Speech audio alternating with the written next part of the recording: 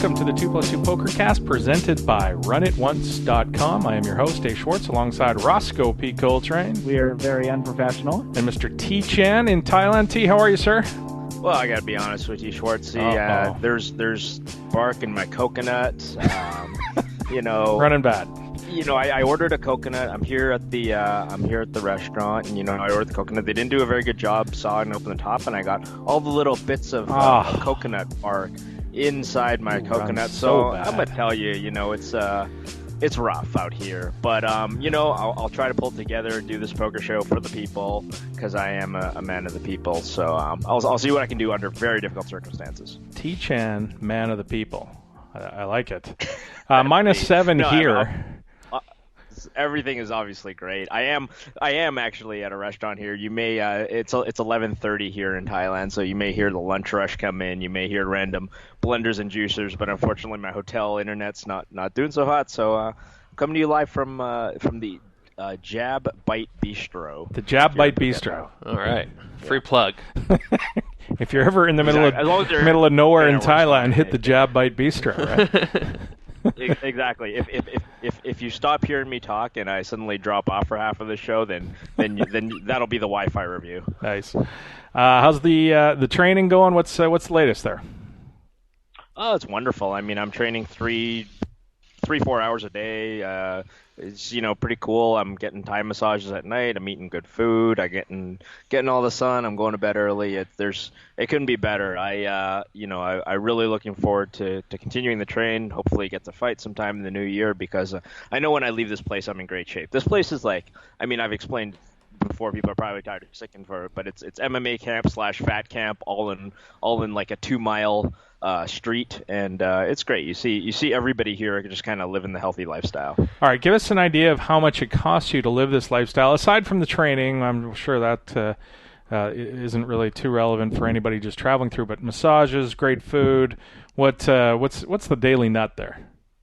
Oh, I mean, I was talking to a friend about this, and even including training, which is probably the most expensive part, you couldn't spend $100 a day if you tried. Wow. Yeah, I mean, you would literally have to try to eat steak and lobster at every meal sort of deal.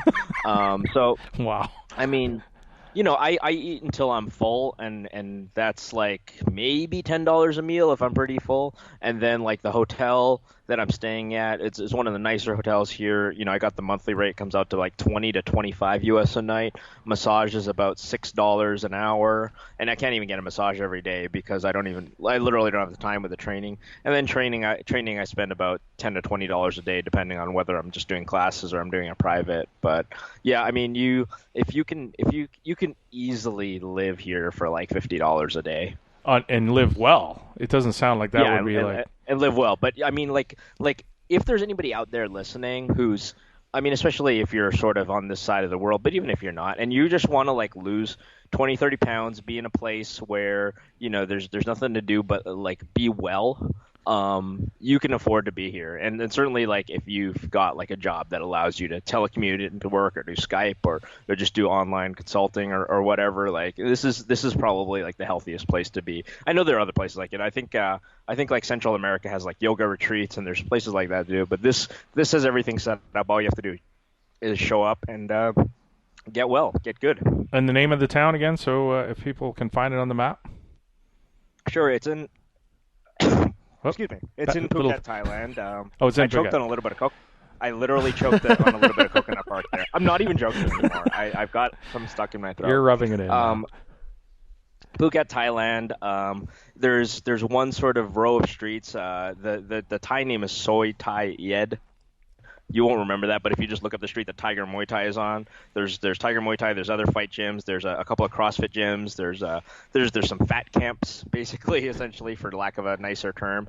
And you just get it all set up and come on over, and you can't not be healthy here. Although I did see a girl sneaking five bags of potato chips in the elevator the other day. Atta girl. Yeah.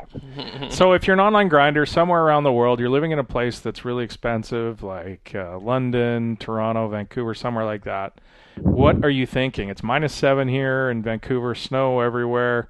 If you have no attachments and you're grinding and beating the games, my God, it sounds like the place to be.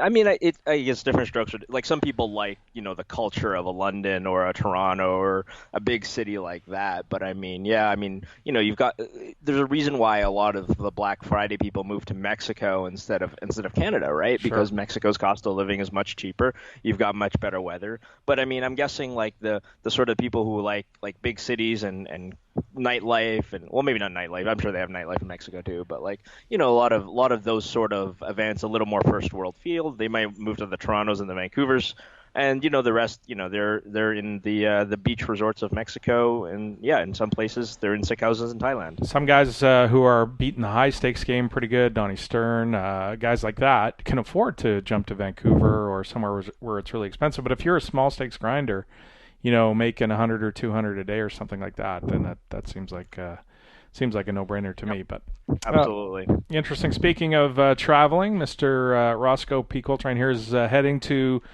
Costa Rica for the first time in his life. T, you've been there, up in stomping there. ground. Yeah. The shark is coming. The shark gonna go drop in on the whole family. That'll be fun. Give him some advice, T, for traveling to Costa Rica for the first timer. Well, I think you both have been to the volcano where I'll be. Yeah, you're going to the volcano. That's Arenal. Yeah. Arenal volcano, it's great. We did some ATVing up there. Yeah, it's fun. The hot springs are wonderful. I'm sure you can do like a coffee tour or something like that. And then it'll be fun. We won't go into some of the things that Adam and I did on his visit in Costa Rica. Some of those aren't exactly PG rated, nor are they suitable for a man who's traveling with his family. But there are activities of a more adult nature, of course, in Costa Rica that may be partaken of. A giant vagina. I don't know. That's the third time for that drop. you could probably stop it right about now. It's probably the strip clubs. You're a man. You end up once in a while when you're out drinking with the boys. You end up in a strip bar once in a while, and they're pretty crazy there.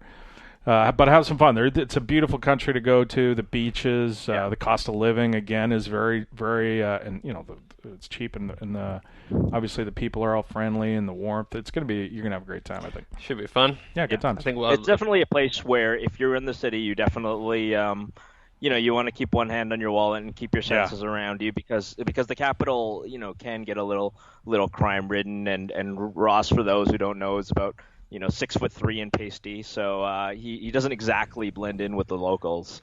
I'm gonna wear army fatigues the whole time. Nice. There you go. That'll scare the shit out of you. Just grow your beard all the way out. And just people will just think you're Che. Yeah. I'm gonna try. I'm gonna bring some gear and we'll try to do a show or two. Yeah, we'll do the show when you're down there. We'll have it'll be a tropical theme, right? It'll be Costa Rica. Thailand and -7. Adam will do it from like a tanning bed. Yeah, it's a good idea. Is it the same time zone there? No, you're a couple hours ahead. I think 2 hours. Yeah, I think 2 hours ahead of. I think 2 hours ahead of Vancouver is about right. I think that's right. Cool. Quick update from the official minor hockey league team of the Pokercast, the Ridge Meadows Rustlers. We had 2 games this weekend. Unless you're Reno Doc. Yeah. He's got the.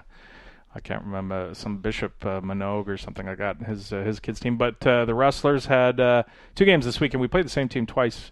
And the second game, T, you'll like this because you're a hockey fan. I've never actually heard of this happening in any hockey game. We pulled the goalie on 2 separate occasions, tied it up both times, and won in regulation. Wow. That's hard to do. That is pretty freakish because you have to be – because you can score 3 goals in that short of a period of time, but usually a team scoring that 3 goals in a better period of time is a superior team that wouldn't be down with 2 minutes left in the game to begin with, right? So I mean, that's an interesting parlay. And then I've seen, even down 2 and tying it up and sending it to overtime, that's extremely rare. I mean, there are probably people out there who would know the historical probability, but it's definitely less than 1% of teams that are down 2 goals with, say, 3 minutes left. Come back and win. It's probably less than 1%, and it's probably less than, I don't know. I would guess it's maybe less than 100% that you could win in regulation after being down 2 goals. Oh, it's got to be longer than that. I've never even heard of it. Watching hockey for decades, and I've never. So we were down one. We pulled the goalie, tied it up. They scored again. We pulled the goalie again, tied it up, and then won with 6 seconds left. I mean, it's crazy that would even go to overtime. Never mind winning regulation. But anyway, the undefeated season continues. We're on a roll, so we'll hopefully keep that going. Today is December 13th, 2016. This is Pokercast 442. We've got a couple of people on the show today. We've been talking about degen stories, T. I thought we'd continue with that, and we're going to have maybe a little running segment here for a while, talking degen stories, telling stories, because people seem to enjoy it. And Barry Greenstein's going to jump on and tell us some stories about some high-stakes degenning it up, so that'll be fun. He's going to join us later. Also, we're going to be joined in a second by Steve Ruck of Online Poker Report, who's going to talk to us about one of the things in case you missed it. So let's do that right now. How did he miss the open goal? 6 by 4, and he comes up 0. Oh, no! Oh, yes, he missed it. He's missed it! How on earth did he miss that?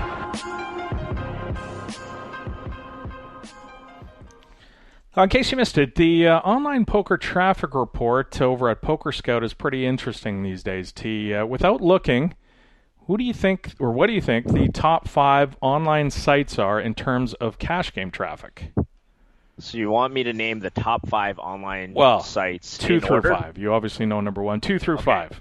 2 through 5. Man, that's hard. I mean, I wouldn't say I'm drawing dead, but this reminds me of like that Arya contest where you're trying to guess the final 8 players in order. Right. Okay. Not in order. Just give me the 5 that you think are the top 5. Well, parties got to be one of the Incorrect. 5. Where's the buzzer? We need a buzzer. Correct. Incorrect. All right. Well, 888, I would imagine. Yes. Number 3. 888 poker. Okay. 888. I don't know if Bovada makes the top 5. I'll throw them out there, even though I don't really think that's. I don't think correct. Bovada is tracked by Poker Scout, so it's not on the list. Okay, so that's right. So one of the regional poker stars. I mean, okay. I don't even know all the regional. I'm guessing PokerStars.it maybe. Maybe buzzer. That's number 7. PokerStars. Poker. Winamax. Winamax. Winamax Yes. is bigger than, number 5. Yeah, Winamax is bigger than FR. Wow, so we're doing this Family Feud style where I'm getting all the low ones first, and then so I'm missing number 2 and number 4. Correct. Geez, I don't. There was a time where I knew this off by heart, but that's when Party was a number 1, Stars was 2, and Full Tilt was 3, and Ultimate Bet was 4. Right. Exactly. Yeah. It was pretty easy. That's no longer the case. I don't know. I'm gonna throw it over to Ross. Ross, can you rescue me on the Family Feud one? You got any? Oh, phone a friend. I wasn't ready. Just gonna phone a friend. Yeah, exactly. Well, no, it's Family Feud, and we're on 2 strikes, and we got the other team struck out, and you got a chance to steal. This is a chance to steal, Ross. Number 2 or number Microgaming? 4? No. Where's the buzzer? We need the buzzer. Microgaming. Is there a microgaming skin? There's not a micro. Here it is. It's PokerStars, obviously number 1.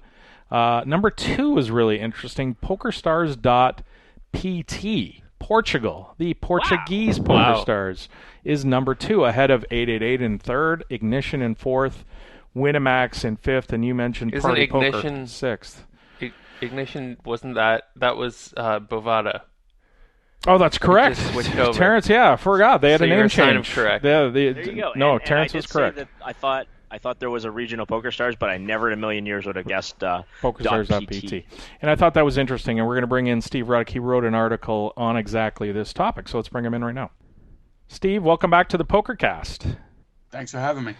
We were just chatting about PokerStars.pt, the Portuguese ring-fenced regional version of PokerStars. Interesting that they're in number 2 at the Poker Scout rankings. Give us an idea of what you make of this, Steve. And are these rankings misleading in any way?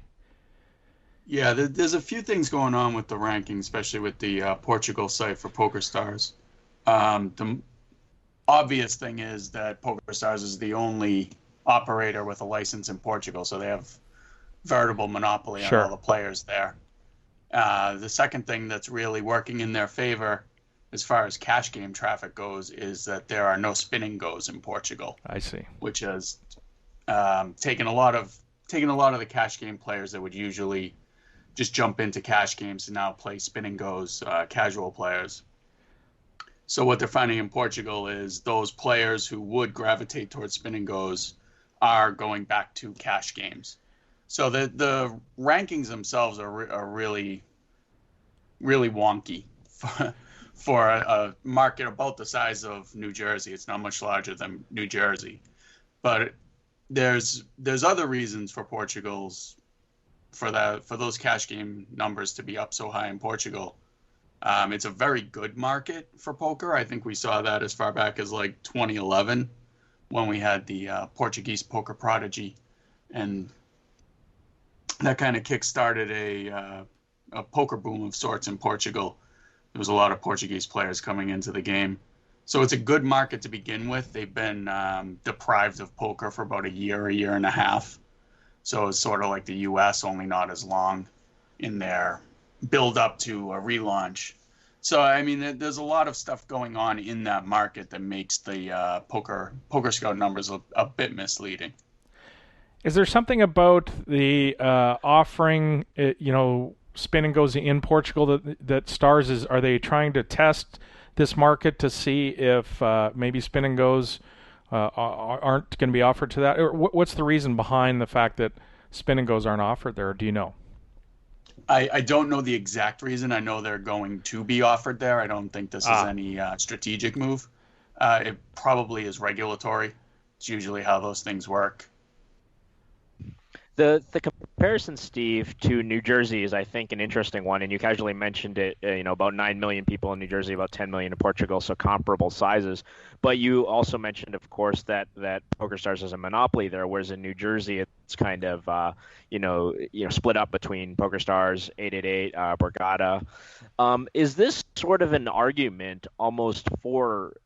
We understand about poker that it requires a critical mass, and that is this an argument that maybe that one strong poker room is better for the players than sort of three weaker ones when we're talking about smaller ring-fenced states? Is it too early for that, or is it just more of a cultural difference, like you say, the poker prodigy or the marketing that's being spent? But how much of an effect would is it a monopoly? Because even looking at the numbers, you expect, of course, PokerStars.pt to perform better, but it actually seems like it's, if you're looking at cash game numbers combined on Poker Scout, greater than the three big New Jersey sites combined.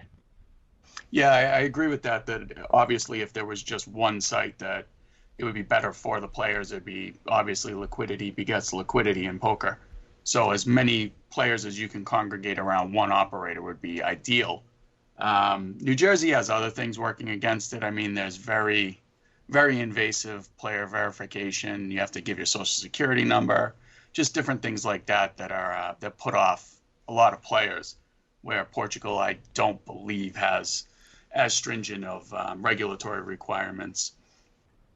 But yeah, I mean, New Jersey also had at the very beginning a lot of technical issues, whether it was geolocation disconnects or just they're still having issues with payment processing. I mean, the numbers are better, but they're still only about 60% credit card approval. And I know that European markets are a lot more, the payment is much easier. There's a more pay safe, net teller type of options, and credit cards over there are much more okay with gambling transactions. Yeah, definitely. I mean, I witnessed firsthand what the regulatory impact is, all the troubles running sites in New Jersey. I wanted to know what you might be able to tell us about regulation in Portugal. It probably, for most of us who don't live in Portugal or even Europe, maybe snuck underneath the radar a little bit, because we never predicted it to be a big deal, because small country and all that. But are there lessons to be learned? Is there anything that they did regulatorily, or was it just basically the fact that they did less and it was a little bit more laissez-faire? Do you know anything about that process? Yeah, I think the Portugal market itself is, I mean, PokerStars has a huge, with Cristiano Ronaldo, Neymar, they have a huge push right there into that market as far as marketing and advertising goes. And then they're also running like a ton of sign-up bonuses, promotions, card hunt. So I think these numbers are going to tick down as time goes on, just organically. I mean, in New Jersey, you saw a really early boost that went up for about 2 months. And then the attrition rates of the players just kind of caught up to the market. And now it's dropped back down. It's, roughly about 60% of its peak. Steve, you bring up. So I think we'll see a similar situation happen in Portugal over time. The Ronaldo and Neymar, ambassadors is an interesting point that you bring up. You hear people say all the time, "I wish they didn't spend millions of dollars on these two guys. We're paying for it out of our rake." All the usual poker player complaints. But this is almost like a test case for that marketing strategy, right? It looks like it's successful. How much? We're not going to be able to attribute exactly. An X percent of the traffic to that. But this is a soccer mad country. These are the biggest stars in the country, I'm sure. But this looks pretty good for PokerStars' approach to signing these footballers. Yeah, I mean, there's nothing concrete we can take away from it. None of us are in Portugal and really see the advertising that's going on. But I'm sure those are central figures to their whole campaign there. And I'm sure leading up to it, they use these players. One other interesting aspect on the regulatory front is right now Portugal is ring-fenced, so they're only playing against other Portuguese people. But there isn't anything in their law that prohibits them from joining the global market.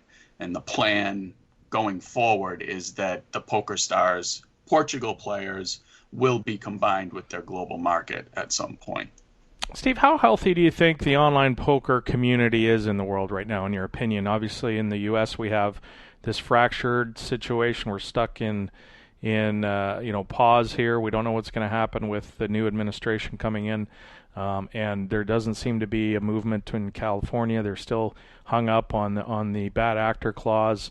But the rest of the world, there seems to be a lot of hope for the online poker community. We've got Brazil that's exploding. Chinese sites are doing quite well. This is Portugal succeeding. I mean, there's hope around the world, isn't there? Yeah, I mean, it kind of goes back to, well, you have two huge moments. You have Black Friday, which basically just severed off about 20,000 players, 25,000 players from the U.S. And unfortunately, a lot of those players never got back into poker. So you had just a massive downtick. But at the same time, you had these other European markets that started blooming, like Russia and different spots in Europe. So it kind of offset that a bit. So Black Friday, you had this tremendous dip, but within a few months, you almost had it back up to pre-Black Friday levels as far as where the average cash game traffic is. I'm not a huge fan of just relying on cash game traffic data as far as health of the industry goes. But I mean, there's other ways to look at it too. The second moment I think that really was impactful was the spin and goes. And I think that just completely turned how we measure the health of the poker ecosystem on its head, because the games are untracked. You can't get just tournament traffic data on them. You can't get cash game traffic data. So there's all these hands being played across these games that aren't being tracked. I know that different analysts have looked into this, and they've used the milestone hands and seen how much time goes in between those hands to determine how many hands are being played now with spin and goes compared to how many hands were being played back in 2014 before spin and goes. And the data is very similar. So my general feeling is that as far as a global, taking everything into account, online poker is pretty static, and it has been for a few years. And waiting in the wings, as you said, is the U.S., which at some point has to go. So at some point there will be this influx of those 20,000 missing players. And it looks like if we can get some type of global market or even just some type of international player pooling going, that it would be beyond pre-Black Friday levels.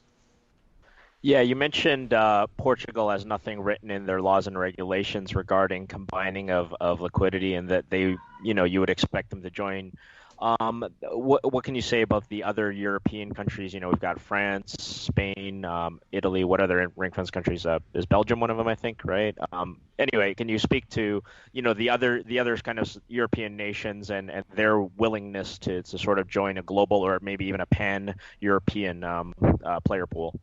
Yeah, I have a cursory understanding of what's going on over there. I'm not an expert on the European markets, but there is some talk now of player pooling between France, Italy. There was another country in there. I can't remember what it was.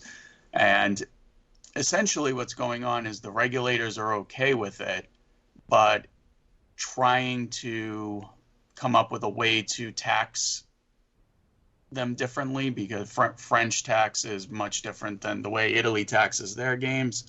So how do they determine which player belongs to which country?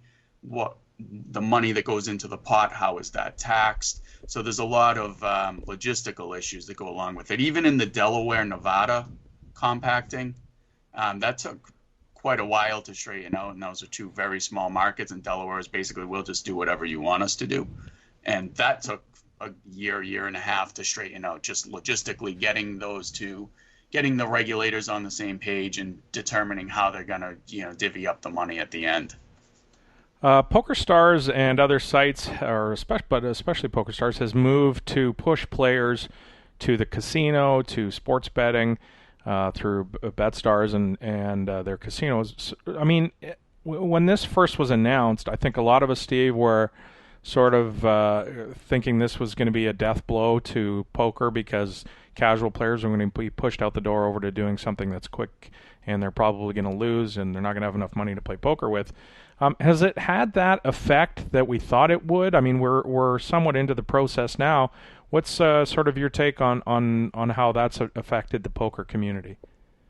Yeah, I don't think I was never really. I'm not one who kind of follows that mindset that if somebody suddenly sees a roulette table, they'll never play poker again. And I've talked to another analyst who deals with like lotteries and bingo games in European markets. And he basically said that it seems like people have a poker bankroll and then they have like a gambling bankroll. So if people are dipping into different forms of gambling, poker, for whatever reason, they kind of separate that off to the side. So I think that you're never going to see somebody goes, oh, if I never knew blackjack existed, and now that they've put it in front of me, I'll never play poker again. I just don't think it happens that way. So far, the numbers really haven't borne out that fear either, where you have PokerStars is, I believe it's 500 million or so that their casino and sportsbook has gone up in revenue. And I know for a fact that they've just started acquisition marketing. So they did all of that on cross-selling poker players to their casino and sportsbook. And at the same time, I think their poker revenues ticked down a percentage point or two. So any type of cannibalization, I just don't think has been borne out in the data so far. It's very early on. I'm not going to say that it can't happen. But so far, it hasn't seen that. And I think once they start doing the acquisition marketing, you're going to start seeing that door swing both ways. I mean, you're not going to have as many casino players jumping into poker games, but the ones that do are usually very good for the economy, for the poker economy. So I think you'll see a bit more of the benefits for poker now that they're doing acquisition marketing on the casino side. Yeah, that'll bring in players over to the poker pool too, so it'll be more of the two-way instead of a one-way. That's awesome. Thanks, Steve. Really appreciate your take on the PokerStars.Portugal or .pt site, and it'll be interesting to see what happens with that, and if it continues to rank quite high when maybe the ring fencing is gone, etc. Thanks so much, Steve Ruck over at Online Poker Report. You can follow him on Twitter at Steve Ruck, RUDDOCK. Steve, thanks again. Thanks, anytime. Let's pause right here, Roscoe, and talk about one of our partners. This is Sharkscope.com. We've been doing contests with our listeners for Sharkscope. The winners have been winning gold subscriptions over at Sharkscope.com worth over $300. The Very last useful. one, they're very useful. The last one was, how many different players would you play against if you played 50 six-man sit-and-goes on the average over at PokerStars? And that's including the amount of people you would see twice. Right, or so see you're 3 times. If you're playing 50 of them, 6 max, you're playing with 250 different players, but you're not playing 250 distinct players because some of them you're going to run into twice, 3, 4, 5 times. And we're giving away a gold subscription for that contest. Head on over to the SharkScope thread at 2plus2.com over in our Pokercast forum. There's an official SharkScope thread where you can answer these questions and find out who won. The next question is pretty interesting, and it goes like this. What was the largest number of sit-and-goes, not spin-and-goes, sit-and-goes, played by a single player on PokerStars in October? First place is going to win a gold subscription, as I mentioned before, worth over $300 or $100 cash paid via PayPal. So get your answer. Again, the largest number of sit-and-goes played by a single player in PokerStars during October. So head on over to the official SharkScope thread, get your answers in there, and we will pick a winner next week. And also find out who won the last contest. As well, SharkScope is putting on a Christmas sale, and what they're doing is they're giving PokerCast listeners 20% off the subscription rates for this month. Enter the bonus code SS20, SharkScope 20, but it is just SS20. You enter that code, you're going to get 20% off. You can get the HUD, you can get all the searches. This is going to help you if you're a online poker player. If you play a lot of MTTs online, this is going to be great value for you. 20% off SS20. Head on over there. I can't imagine that people that play a lot of tournaments don't know about SharkScope already, but I know that certainly when I started to play online tournaments, that when I would see somebody multiple times, Go search them.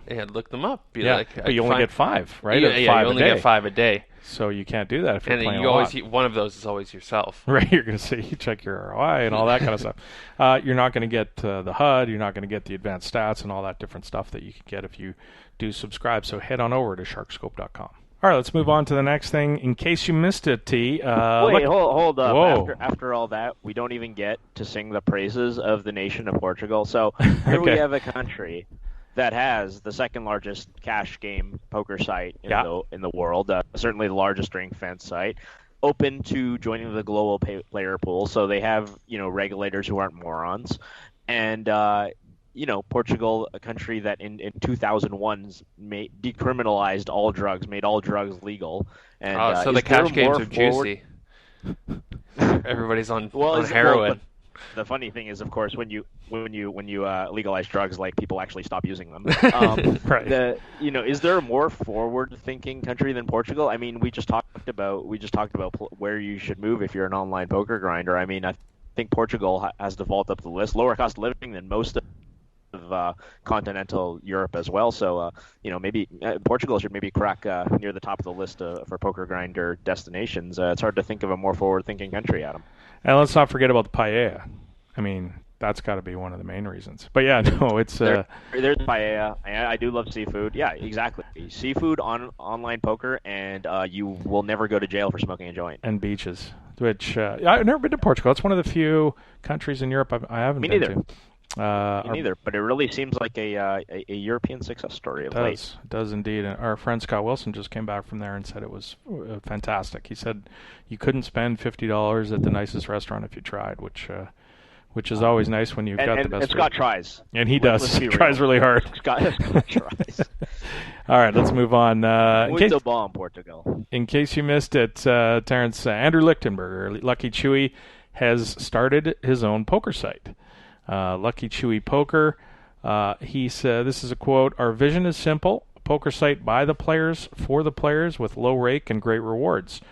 He posted on Twitter in a 7-post thread saying, "We've been sharing our platform with the international gaming community and intend to create as large a player pool as international laws allow for." There weren't really a lot of details about the software. If it was a network, at least I couldn't find it. If it'll be a skin or its own. I would imagine it's going to be a skin because building software from the ground up is a pretty difficult thing, and and you need millions and stuff for marketing. So I'm guessing it's a skin. There was somebody found some in the terms and conditions were cut and pasted from, or the proofreading wasn't I think they were kind of just rushing to try and get everything out and get the announcement made here in the last quarter, and I'm sure they'll take care of all the snags. But there's a lot of thought out there, Terrence, in the poker community that the time is ripe for another poker site to come along. I don't know if Chewy's a skin, but of course we're sponsored by Run It Once, who's coming along nicely, and it seems like there's an appetite out there for a site now with PokerStars, the way they've moved towards offering a bunch of lottery-based stuff, spin and goes. There's this sort of lack. We just talked about it with Steve. There's this lack of an old school type cash game site where you're going to be able to experience poker the way it once was online. I'm interested to hear your thoughts on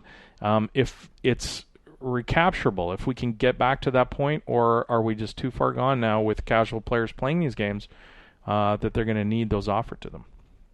Well, I don't think that there's necessarily a dichotomy between the two, that you have to choose between one or the other, right? You can have your independent local coffee shop, and Starbucks can still exist. It doesn't mean you have to be one or the other. Or maybe a better analogy would be Walmart can exist, and then your local sort of organic grocery or whatever, which is, I think, a perfect metaphor given that we're talking about Lucky Chewy. They exist at the Lucky Chewy site and Run It Once, that these sort of player-driven, friendly, maybe almost certainly smaller sites than the Stars or the big casino, even like the 888s and the other European sites that have the integration with the casino and the sports book. I think that they can coexist, and of course, people who listen to this show are going to be far more inclined towards the poker-only sites. Granted that there's always been that sort of crossover between the poker player and the guy who likes to bet on sports and bet on craps. I mean, in some sense we're all gamblers, but it can only be a good thing. It's somewhat surprising, kind of came out of the blue, much like, of course, our friend Mr. Galfon's announcement came out of the blue as well. But I can only think of this as a positive thing. I can see no negatives. I would have expected Chewy to open a green smoothie bar before before an online poker site, but I'm glad he's doing this too. A yoga studio, yeah, for sure. All right, let's take a break there. We're going to come back after the break. We got one more story, and in case you missed it, we're going to catch up with Barry Greenstein real quick and get some degen stories out of him. Then we've got some emails, some 140 or less to get to after that. You're listening to the 2+2 Pokercast, presented by RunItOnce.com. More right after this. Hey, T-Chan here. Now that you've been listening to me and Adam give you the latest news in the poker world, it's time for you to give your 2 cents. So come hang out with the rest of the Pokercast Nation on the forums at pokercast.2plus2.com. There you can leave feedback about the show, give the world your hot takes on this week's stories, or just leave Roscoe your best sports betting advice. He needs the help. That's the forums at pokercast.2plus2.com. The best part? It's available no matter how many miles you are from Kells. Hey, poker fans, don't forget about the 2plus2.com digital magazine. Each month, a wide array of poker professionals and media write fascinating articles about the game you love. Want to learn about big blind versus small blind hand ranges? How about optimal Jeopardy daily double strategy? Topics like those and many others are covered every month. Head on over to 2plus2.com to see what the magazine has to offer this month. Hey, PokerCast fans, don't forget to follow me, Adam, and Ross on the old social medias. I'm at TChanPoker on Twitter, and once in a while I'll even talk poker if I'm not trying to hit him in the face. If Adam ever gets home from hockey practice, he tweets at PokerCast Adam, and Ross is at PokerCast Ross whenever he's sweating the Chicagos. Hit us up and try to keep it to 140 or less. I mean, fewer. Welcome back to the 2+2 Pokercast, presented by RunItOnce.com. Continuing with, in case you missed it, Terrence, I don't know if you saw this. I know you're not really a guy that gets into the drama or has a lot of time to spend on this kind of stuff, especially with your busy training schedule right now. But there was one that everybody was talking about this week on Twitter, and it was between Kate Hall and Mike Dentale. Kate's playing at, just the background, Kate's playing in the World Poker Tour 5 Diamond main event this week.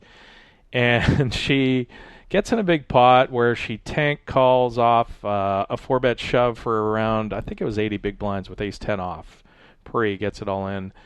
And in this age of everybody's on Twitter and chip counts and talking about hands and reporting back and forth, I think Kate knew that first of all, it took her 10 minutes or something to call it off with ace 10. She just super tanked.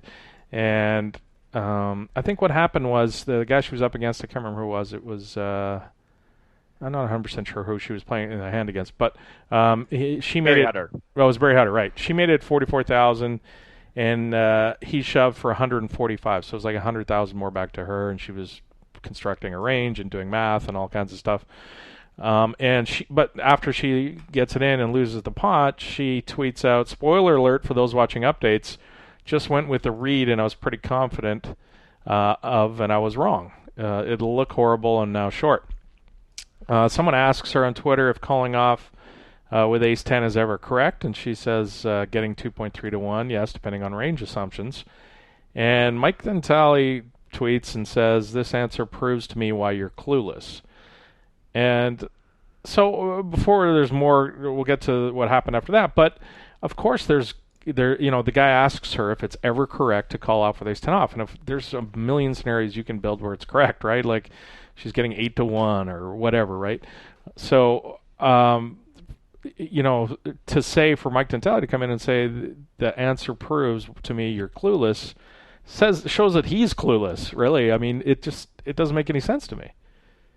Yeah, Math exactly. is idiotic. I mean, anytime you're talking about this, you can read a hand history and certainly be critical of it. And I think Kate, by originally tweeting this, is aware that, like, oh, when this gets out, it's going to look really bad, and I'm going to look really silly. So I'm sort of going to preempt this a little bit by right. saying, like, look, I had a read, or I had, this extenuating circumstance was going on. I'm not just a complete moron, and I don't think that ace 10's the nuts here. And so she sort of attempts to preempt that. And then, of course, somebody asks her, because Kate's, popular, she has a lot of Twitter followers, and then she responds, and then, other people pick it up. I'll never sort of understand the blasting people on Twitter for playing hands weird, or even thinking about poker in a weird fashion. I don't get that, but of course Mike Dentale is not the most congenial of human beings. We can all use the Google machines to confirm that. Yeah. You asked, you started this by saying, you don't know if I saw this because I don't like to follow this stuff. It's impossible to be on Twitter at all, follow a decent number of poker players, and not have been aware of this situation this week, because it was sort of, I woke up in the morning and I'm like, what is going on here? And I know this isn't 140 or less. It sort of is a sort of macro 140 or less. But I saw Olivier Bousquet tweet, I've retired from the poker Twitter game, but the Kate Hall, Mike Dentale shit is hilarious. You guys are bringing it old school, and I was like, I hope somebody can explain this to me, because I'm not. I looking at Kate's timeline and looking at Dentale's timeline. I can't even figure out what's going on. Somebody explain this to me. People happily did, and I was like, oh, that's what happened. Like, somebody played a poker hand in a weird way. Right. That's really all that happened, and of course it escalates/degenerates into now a heads up for Rollz discussion, which I'll let you get us into it. Yeah. So after Mike says to her, "This answer proves to me you're clueless," Kate Hall replies back, "Bro, you do a lot of talking. If you want to play head up tonight or any other time, I'm game."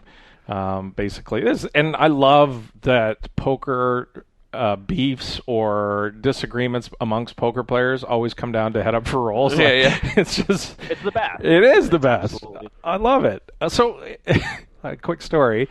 I'm at my wife's friends all get together, and we all get together every year at this Chris Kringle thing. It's a gift exchange we do, and the men always take off across the alley to this pub that's across the street. We have a quick drink of scotch or something to warm up, and then run back. So we're at the pub, and there's a discussion about, because Yager, the Florida Panthers, is playing, and I'm like, oh, he's 5 points away from Messier in second for all-time points in the NHL history.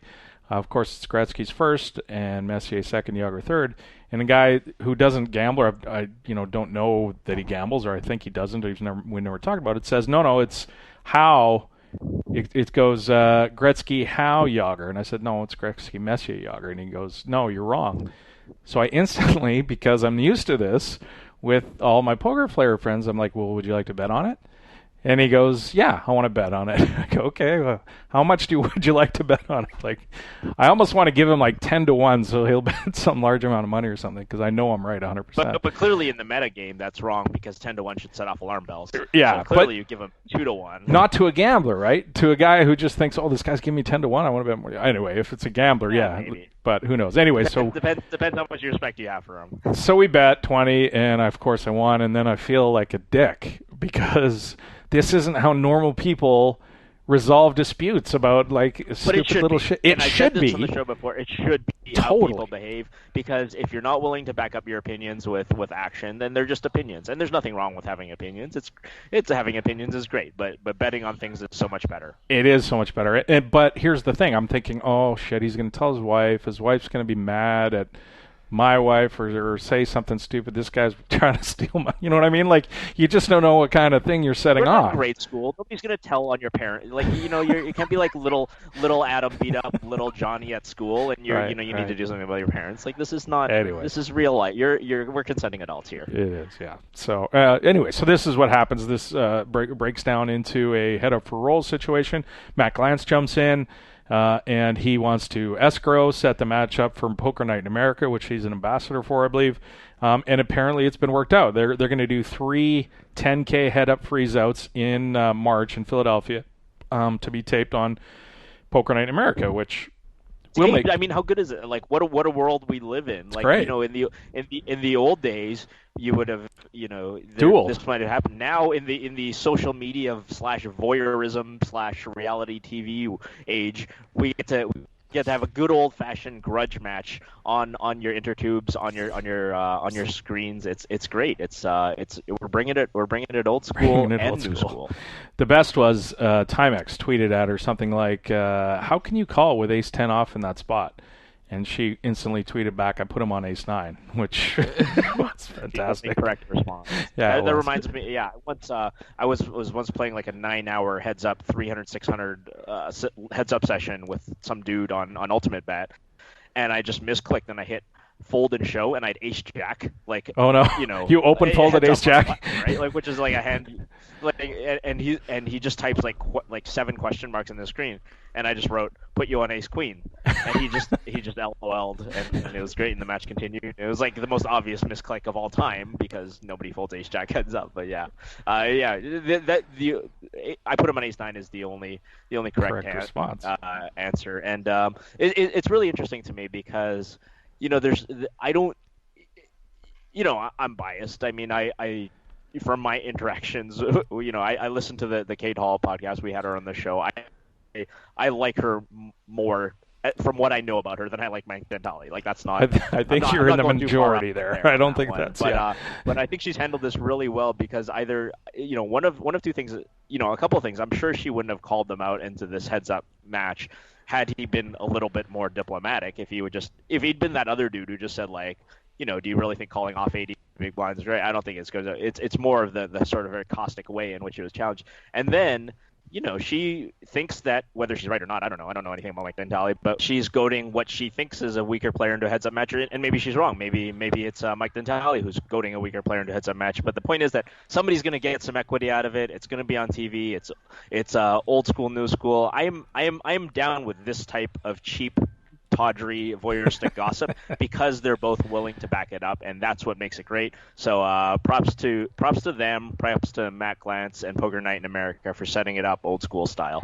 Yeah, and there's no talk about we got to play X number of hands. It's just 3 10K heads up freeze outs. Are they going to decide who's the best player? We're not going to negotiate about 7 different games. We're just talking about no limit hold'em. It's very pure. It's nice. I like it. It's live players. It's so simple. Live players. Okay, that's going to wrap it up for In Case You Missed It. Let's move on to this new thing that we want to talk about as much as we can because people are enjoying it. Degen stories. These are stories told by either the people who were perpetrating them or they witnessed it or have information somehow. I think I told my Bellagio story. T, I don't even know if you have a Degen story. You probably don't.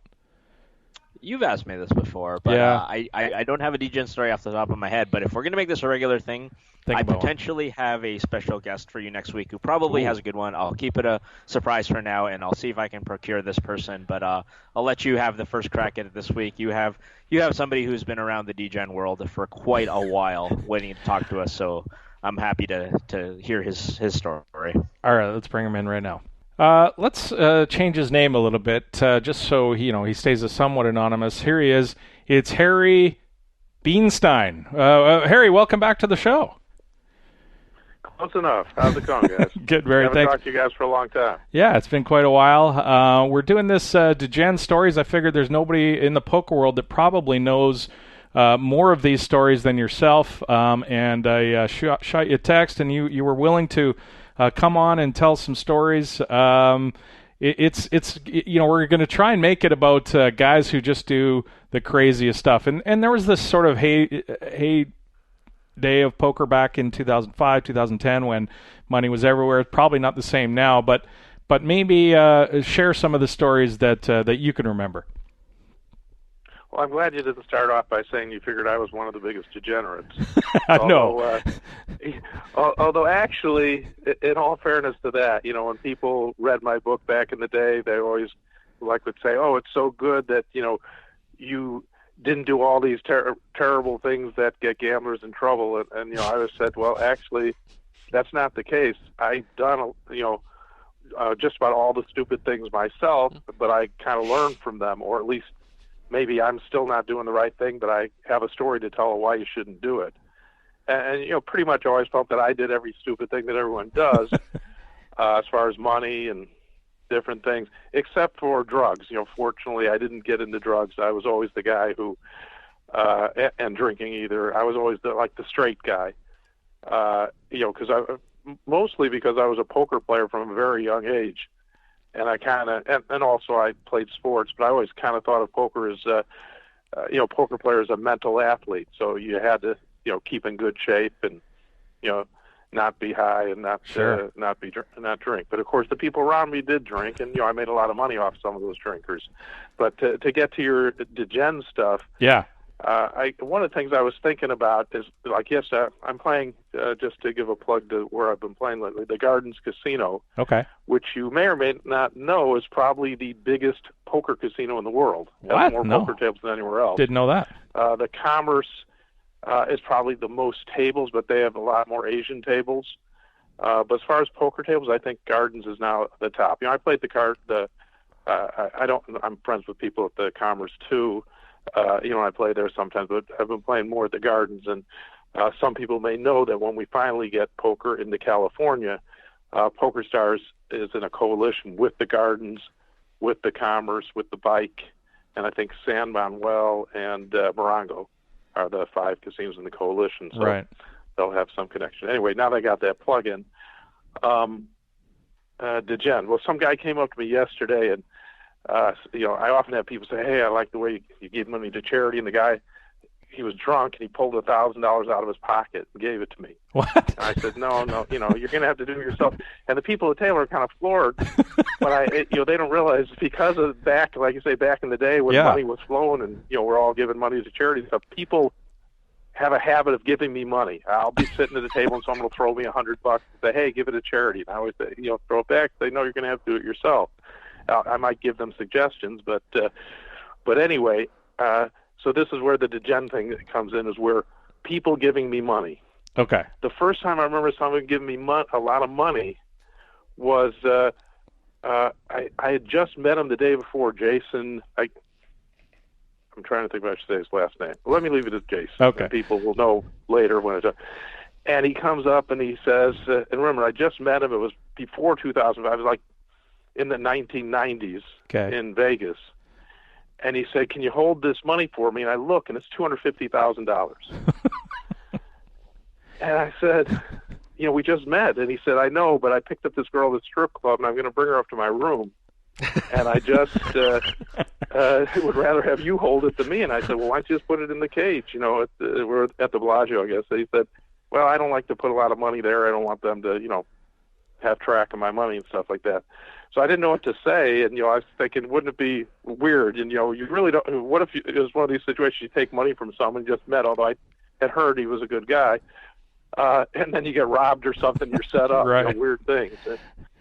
But anyway, so I took the money and gave it back to him the next day, and then somehow this reputation of, hey, you could give Barry money followed me, because now I'm getting to the real degen story. John Hennigan, it was probably within actually a year or two, because now I'd been playing bigger and I'd had pretty good bankroll. And he says, Bear, I want you to invest some money for me. And I said, well, John, I can't do that because there's taxes, all those things, and I'm not really that good. People for some reason think I'm a good investor, although I've lost millions of dollars investing.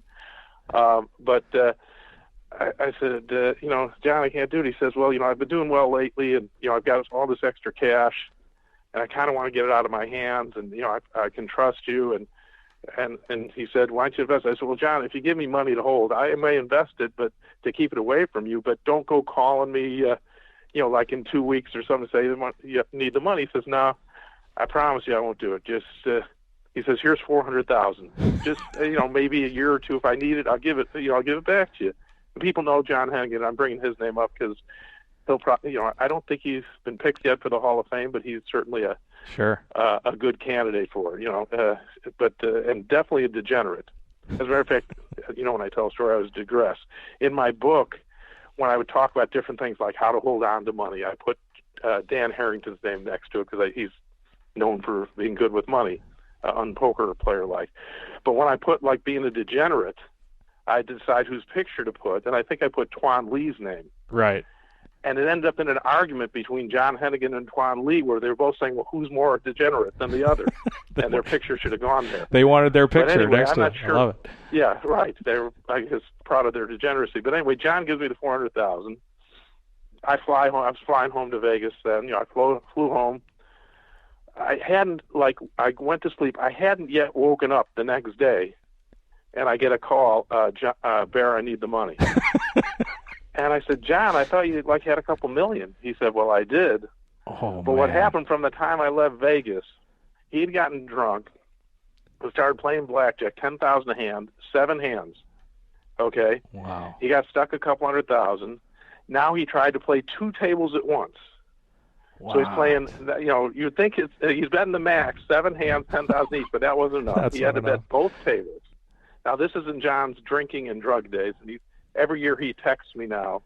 I think he's now been sober for 8 years, which he's very proud of, totally clean. And so straight, it kind of is annoying even to a straight person like me. But in those days, he was always drunk. But anyway, so it's amazing that he did so well as poker. He's a really talented player, certainly deserving to be in the Hall of Fame. He's so talented. He was one of the few people who could win despite all the things he was doing to his mind and body. But anyway, so he says, I hear the story now. He played not only 10,000 hand on 7 hands, which is the max, he played across 2 tables. He was running up and back between the tables as they're playing. It's a little difficult even if they're adjacent tables. And then the casino started saying it was just kind of getting in the way. People are standing around watching it, and they were trying to restrict him. So now you would have people, there were some poker players watching this, and he would have people sit down at the other table to play for him. People, probably weren't very good at blackjack and might have been drunk just like him. He's having them play, but he just needed the action so much, and that's how crazy he would get if he was stuck. And playing like that, doesn't take that long. Apparently, he lost $2.1 million, which was everything he had. So that's why he needed to get $400,000 from me. Jesus. So that was the first time. Now he built his bankroll back up, I think, to $1 million the next year. And like his friend Tuan Lee, who actually did get the picture, they would go from 0 to $1 million, with regularity. And this next time, because he was drunk, which is, kind of like me saying I'm awake. That was kind of the normal state. Right. And he lost the $1 million shooting dice this time. I think it was $1 million. I may have the wrong number. He'll correct me if he hears it. But anyway, now he starts screaming to him saying he wants to write a marker. He wants credit for $100,000. And the pit boss says, you don't even have a credit line with us. And he's like ready to fight them. He says, I just lost $1 million. Check how much I've lost here. And I play with Bobby Baldwin. You're going to be in trouble, because John played in the big game with us. And somehow, you wouldn't think he'd get done. He got the guy to give him a marker for $100,000 on the spot without applying. He actually got like 50 first, then another 50. I don't, again, it's years ago, so I may have the numbers wrong. But I've never heard of someone without any credit line, without ever filling out a form for credit, and with no obvious other money except they saw he lost a lot of money. It was definitely six figures. I don't know exactly what the number was in credit, and of course lost all that. Wow. That's like when they're just going to let him, instead of giving him some back after, offering him a cashback thing. We might get this $100,000 back. Yeah, well, I was just surprised. So now the next day or whenever he came to, I don't know how that works when you go on these benders. He now says to Bobby, this wasn't right. They knew I was drunk out of my mind. I don't even have credit here. You can't hold me to owing this money. Oh, God. And then Bobby says, well, what do you want me to do, John? The guy said you're threatening him and doing all this stuff, and you're a high roller. You lost a lot of money at our place, so he just kind of made a judgment call, let you do it. And and John, it's honorable in that way, and he he honors his debts, and he knew he'd have to pay it, but he was just trying to see if he could get some there. He says, well, isn't there anything like you said, discount, something like that? So then finally they settled down. He got a $40,000 credit line or credit to buy clothes at Fine in Bellagio. Now, I assume you've been to, or sure. You probably haven't walked in there unless you buy expensive clothes. I think I bought a jacket there. It cost me $4,000. Walk by it, yeah. But $4,000 might sound like a lot of money to the listeners, but in Fine, that everything's got at least 2 zeros, and some things have 3 zeros at the end of the number. That's just the way the stuff is there. And so John spent the $40,000. I remember he told me, some designer jeans cost some absurd amount, and he spent the $40,000. At least he got something out of it, and he brought it home. But his roommate was a drug addict, and John told me it didn't take long for his roommate, seeing these nice new clothes, to take them out when he was out of money to sell them for drugs for 10 cents on the dollar. Oh my God! So his roommate got $4,000 worth out of it. Oh. So that's kind of degenerate, but I should throw in Twan. Okay. And people, this used to be on my website when I had a website. Again, about people giving me money. Twan, went to Foxwoods, won the tournament. I think it was $1.7 million. But to stay in someone's room, he gave the guy, like 30%. So he actually didn't get the whole thing, but he got about $1 million. And Twan had to take it in cash because he didn't have a checking account. He didn't have a bank account. He didn't have a bank account. The only thing he bought at Fox was he bought a suitcase to put the money in, and he brought the suitcase through, whatever the custom, not the metal, the thing to scan your stuff. But they could see, they can often tell there's money in suitcases. By the way money looks through the X-ray. So they stopped him. Said, what are you doing with this $1 million? It took him a long time to get out of the airport. So they took him in a room, interrogated him. He says, I want it.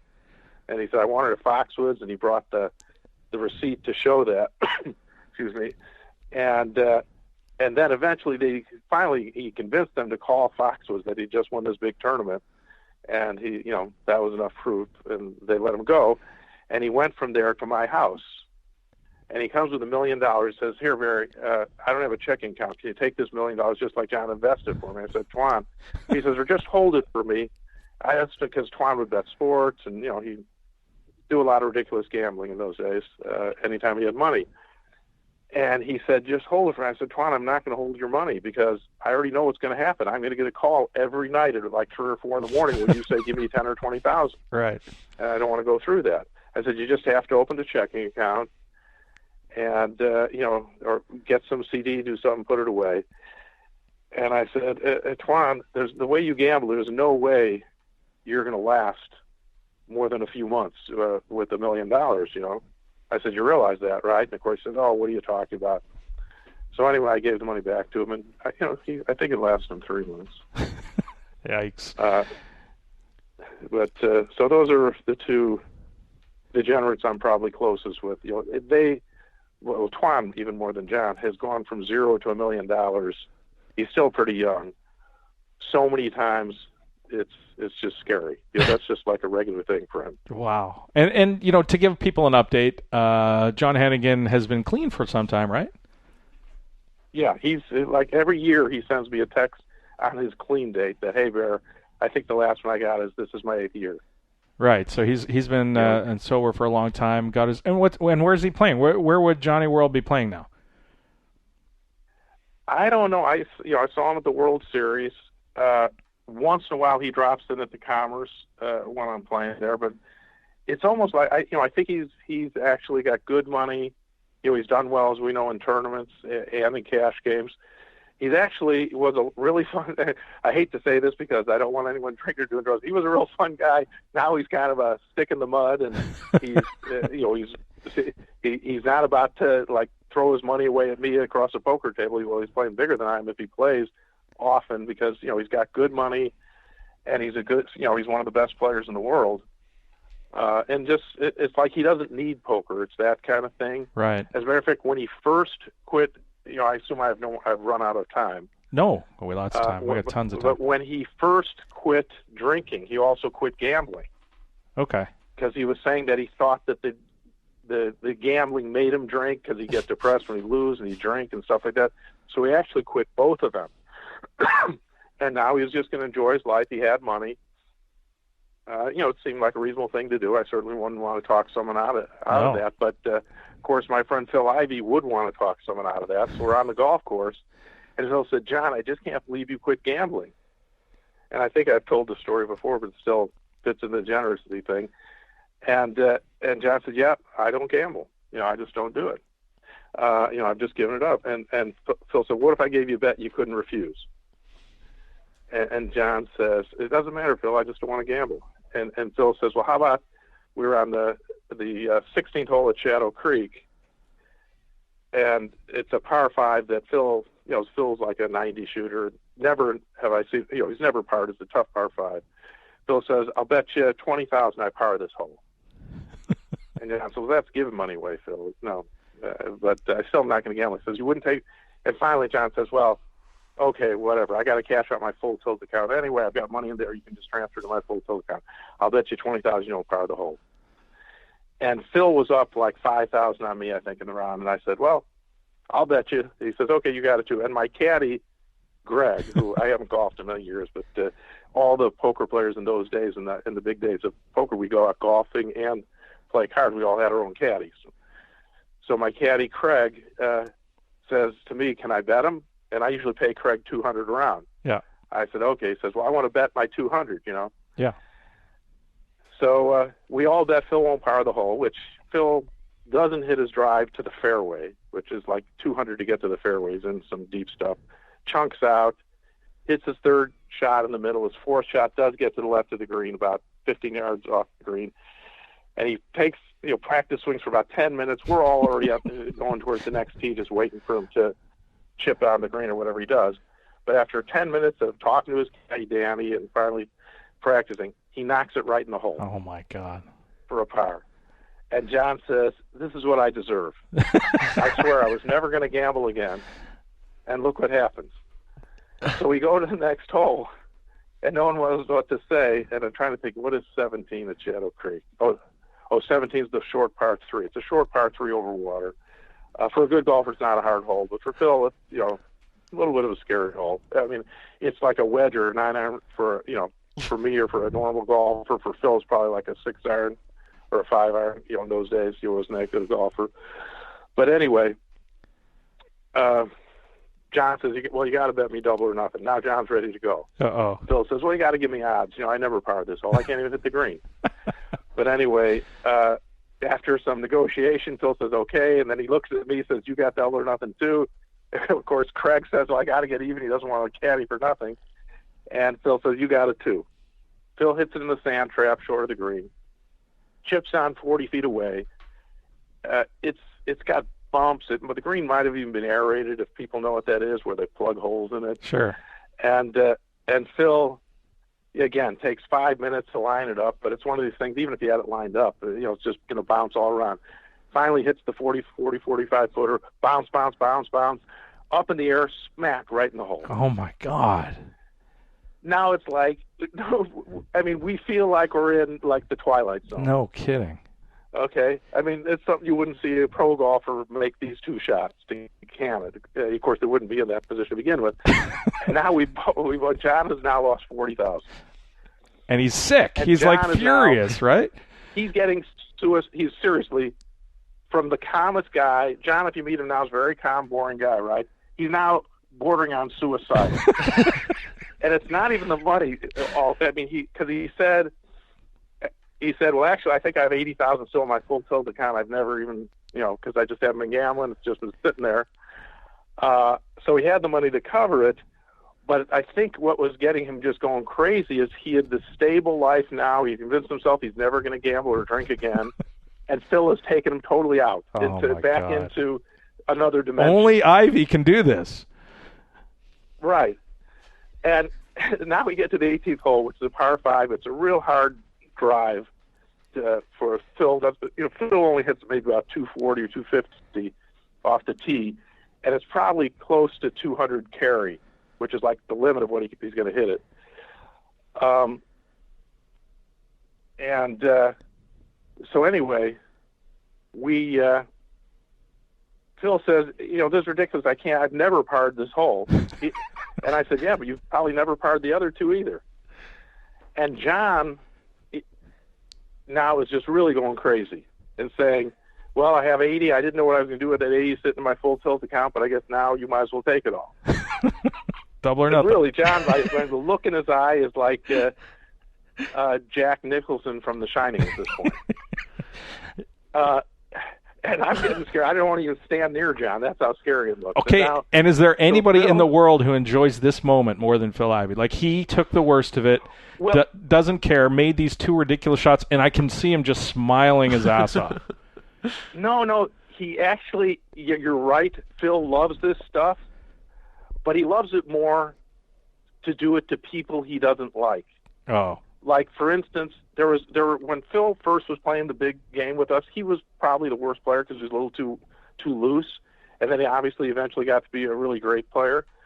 When he got to be a really top player, where he was a winning player now, there would be, and I won't name the names, but like especially one guy used to follow him around when he was a losing player and would just even say to his face, "Oh, if you're in the game, I'll play," and the guy'd sit because Phil was a losing player. We had a couple times where we were supposed to go somewhere, and Phil said, "This guy's stuck. I won't leave the game. I want to bust him. I want to kill him for what he did to me when I wasn't that good a player." So if Phil didn't like someone, he would take it out on them. He would get revenge, especially once he became a top player. But if Phil liked somebody, he wasn't that. He would like to beat his friends because he's real competitive. But this was starting to get scary. Right. It was like he had turned. He knew it too. Like.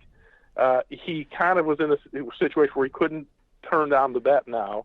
He was begging us to not have to play the 18th hole. Well, and he can, and he probably okay. knows he can turn John. John can go right off the look. He pars this hole, wins the 80,000. John can just completely go mental in the rest of his life and start gambling again and fall into this hole. And Phil doesn't want to be responsible for that, I'm sure. It looked like that to me. And anyway, so now Phil gets up, and this is like weird pressure. I don't know what kind of pressure you can even say this is, because it's not just pressure of a score or money pressure. The money meant nothing, obviously, to Phil. Phil had money at this point. I don't even know what it was, because John was looking really sick at this point. And Phil gets up on the tee, and this takes guts or strength or force or whatever, and he nails the best drive he's ever hit. I've ever seen him hit. 250, 260 right down the middle. Oh, no. And now I'm looking at John, and John's already – John didn't even play the 18th. So it's double or nothing, right? We're double or nothing. Ivy has to par. Yeah, double or nothing again. We're all double or nothing. And there are two people who are frantic. Can you figure out who they are? Not you. I'm not, because it's not, whatever. Phil's going to beat me. He's going to beat me.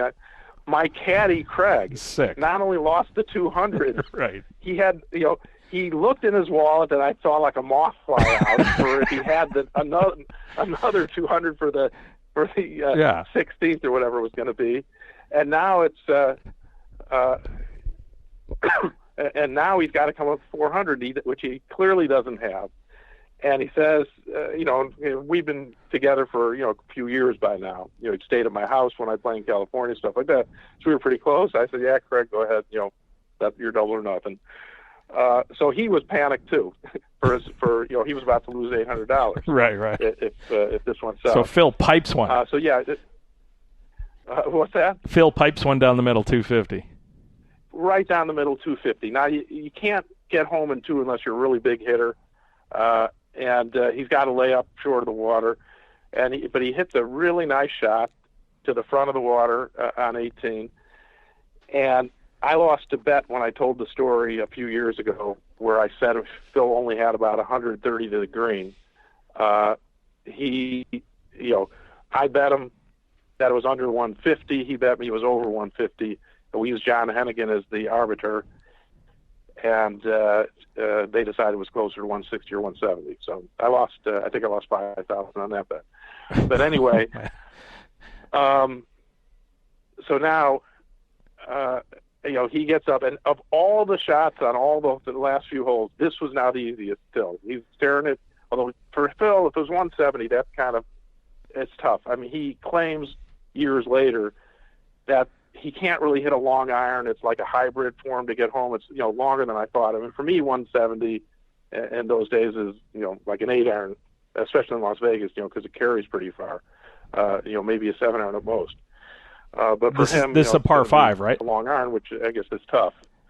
Because he's like again, like a 90 shooter, sure. Like a mid-90 shooter possibly. But anyway, I'm waiting for him to hit this nice. He just did 2 beautiful shots. Hit this nice shot onto the green, and John to jump in the water after it. Afterwards. But what happens is he hits it a little bit fast, and it catches like the lip on the other side, goes in the water. Oh. And although he does hit out from there, he doesn't par the hole, and we all break even. But man. If it was, I guess the good news and bad news for poker's point of view, if this hadn't happened, John may have never started gambling again, but now he had the 80,000 as account that he thought he was going to lose, and then he started playing it and gambling again and going to some tournaments. He won the 50K one year. He's won some other tournaments.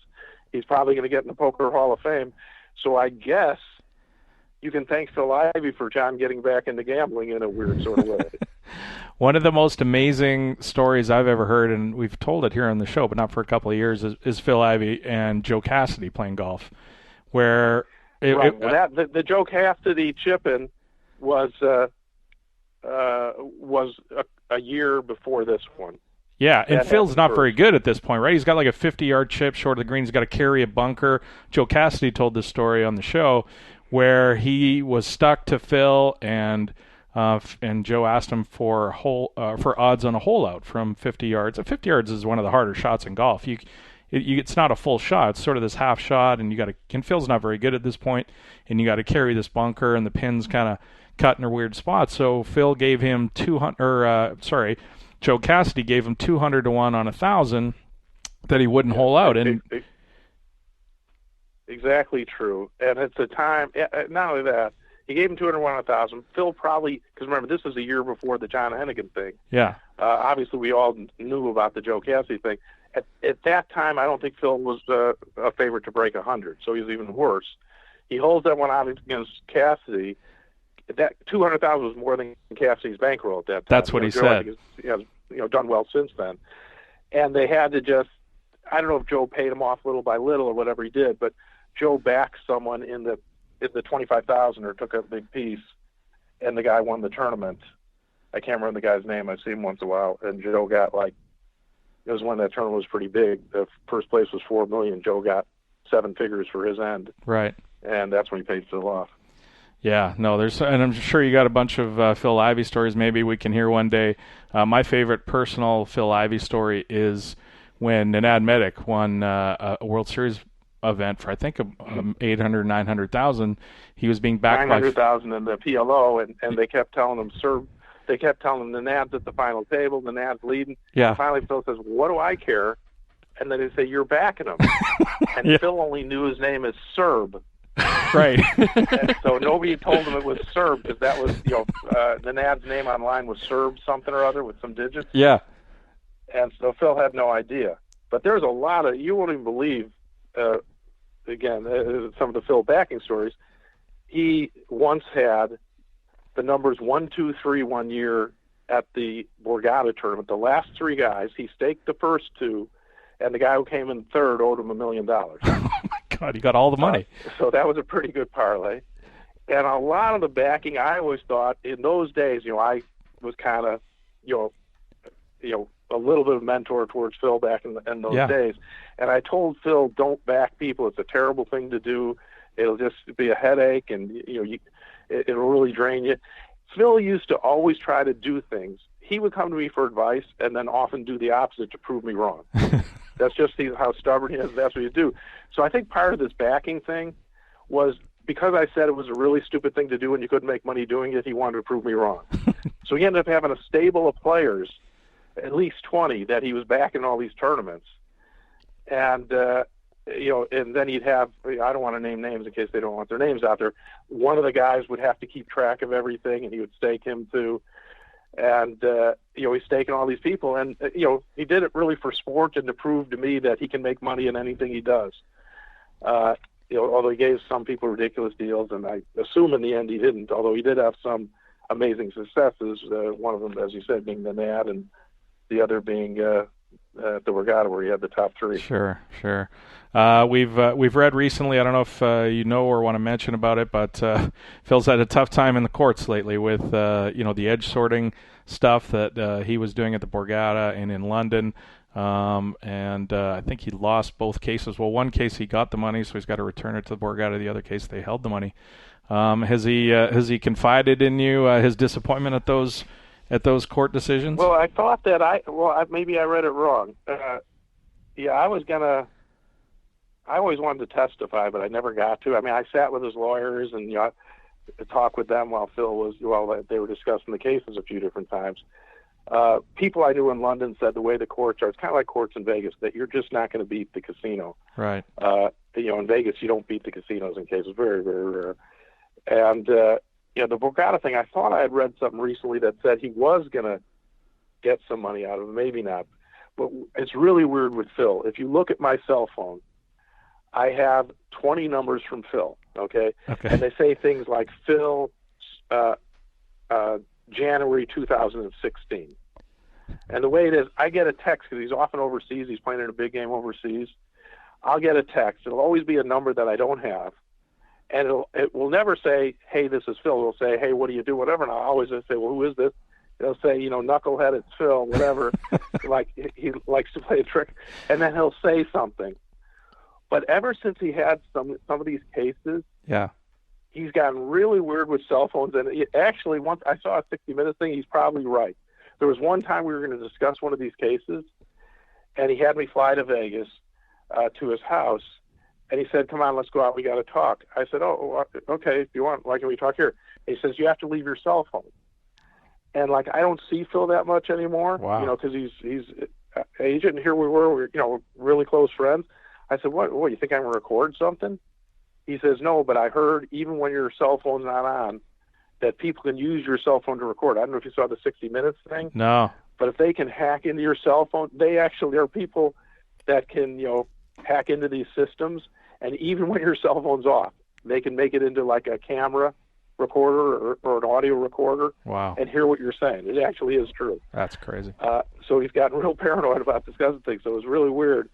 At first, I thought he was just paranoid. I said, "What happened to you? What's with this? Is it that you don't trust me? Are you totally paranoid?" But it ends up he might have actually been right. Yeah. We had to walk out in the middle of the street. He wouldn't talk to me in his house. We walked down towards a clubhouse or something. And we're talking out in the middle of the street part of the time because he just is that afraid that somebody's taping what he's saying. Wow. So it's weird. Cool. Well, thanks so much, Barry. Really appreciate your time and some of the stories. I'm sure people are going to love those, and maybe we'll jump on with you in future weeks and hear a couple more. Thanks again, and I'll let you get back to the games. Good luck. Okay, I'm stuck, so I got to Get back. All right. Like all the gens, there's no way I can quit now. All right. Talk to you later, Barry. Thanks. Okay, bye-bye. Those stories are awesome, T. We forgot to get an update on Twan. I wonder what Twan Lee's doing these days, but carrying $1 million in a suitcase is pretty awesome. It is pretty good. I mean, the other $1 million suitcase story, the only one I other know is Julian Gardner, who finished second in the 01 World Series or whatever, not trusting that Binions would stay in business long enough and asking for the $1 million in cash. But he basically just carried it across the street over the Nugget, so that's not quite as cool. But yeah, being stuck in an airport carrying it. I like, by the way, how Barry deflects sort of his own degen stories by just simply having friends that are just more degen than him so that he can tell these stories, because it's clear that Barry's won or lost a few in his life as well. But as long as he's got enough friends that are worse than him, he can run out of stories to the point that even if we do this show every week, it might not have to be about him. Yes, indeed. And getting some Phil Ivey ones in there, too, is a lot of fun. Going to love this segment. Hopefully we can keep it going and people will step up and tell some of these stories because they're great. Names aren't necessary. We don't need to know names. And there's a thread in a sub-forum at 2+2 called Beats, Brags, and Variants, BBV, that is labeled Degen Stories. And it's thousands of posts long. It's been going for a decade, I think. And there are some fantastic Degen stories in there. People will use throwaway accounts to post them. Obviously, maybe not all of them are true, but I'm sure a lot of them are, given that there was a lot of money around poker in the early late 2000s, and people, young guys with money, will do dumb stuff, so, including myself and lots of other people. But I hope we can keep this going. Next week, I've got either if you have somebody, Terrence, we can definitely squeeze that one in. I've also got another guy lined up for next week who's going to tell some golf stories, and hopefully we can get those in as well. So, we'll keep this going as long as we can. Coming up after the break, we're going to do some mailbag. We're going to do 140 or less and a couple of hands. You're listening to the 2+2 Pokercast, presented by runitonce.com. More right after this. SharkScope can now add free money to your bankroll, and all you have to do is be an overachiever. SharkScope.com has a fun tab on every graph that says achievements. They're very attainable goals, like won a tournament of more than $100 or played 100 tournaments in a month. Sounds fun, right? Well, now with our partner PKR, you can earn money for those achievements. Simply play on PKR, turn over the achievement cards, rack up points, and win your share of 2,000 euros. Also, you'll be entered into our 1,500 euro free roll just for getting 5 points. See all the details on sharkscope.com and click on the Achievements Challenge in the menu. And don't forget to opt in to participate and also get in on our weekly $10,000 draw. Sharkscope.com, the best for over 10 years. Track your statistics, avoid the sharks, and find easier tournaments at sharkscope.com. Hey, it's Mike from the 2+2 store and professionalpoker.com. 2+2 is pleased to announce the release of their most anticipated book in ages, Applications of No Limit Hold'em, a guide to understanding theoretical sound poker by Matthew Jonda. This book will give you the ability to create the bet sizings and ranges which will beat the better players. The theory in this book is not designed to be complex or abstract, but rather it's intended to be applied immediately, producing better overall results. Many confusing concepts, such as overbetting, balancing multiple bet sizing ranges, donk betting, and check raising as a pre-flop raiser, are crucial to a player's strategy, despite few players implementing them or talking about them. And after reading this book, you should be able to not only conceptually understand these ideas, but also know how to begin incorporating them into your game, and thereby successfully compete against tough opponents. And at the 2+2 store, we accept all credit cards, plus PayPal and NetTeller. Okay, people, most of the kittens have perished. There are a few left you can save, though, and here's how to do it. Get involved with the Pokercast by emailing your questions, suggestions for the show, or even record a sound clip. Adam will be using the best ones on the air. Well, let's face it, probably the worst ones as well. I can see you there at your computer. Send an email right now. Totally disagree with one of Adam's takes last week? Send an email. Love last week's interview? Email. Want to know how much cash Adam has on him right now? Email. Pokercast at 2plus2.com is the address. Ship the funny to Adam today. Welcome back to the 2plus2 Pokercast, presented by runitonce.com. Why don't we, before the mailbag, let's jump into the 140 or less. 140 characters. That's it. I love hashtags. I love all of them. Terrence Chan? It needs more than 140 characters to express itself. 140 or less. Got a couple this week. Both have reference to Chance Corneth at Chance's Cards. He tweeted out a picture of an empty chip stack at his table. The legend Phil Hellmuth really earning the 50% free roll he was given in this 5K at the WPT 5 Diamond. I guess Phil got a 50% free roll. How tilting is that? Like, yeah. I mean, as somebody who obviously was not one of the people buying it, but like, it's just upsetting on like a level of principle that somebody would blind off his stack while getting a free roll. Yeah. And that's just like, people gave there weren't a lot, but there were some people gave me shit for a few weeks ago when I tweeted at Tim Ferriss and started the Tim Ferriss don't interview Hellmuth campaign. Right. And this is another good reason why that, like, it's so disrespectful. And here's the thing: if you're going to take the free roll, show up. If you're not, if you know, because Phil never shows up to tournaments on time, he likes to come in several levels deep. I guess maybe he feels like he can't win the tournament in the first 3 levels, but he can lose it, or some white magic doesn't work early or something. But if you're not going to show up, just don't take the free roll. It's no problem. You can do whatever you want with your own money. Reg. Like it was the thing back before there was late registration.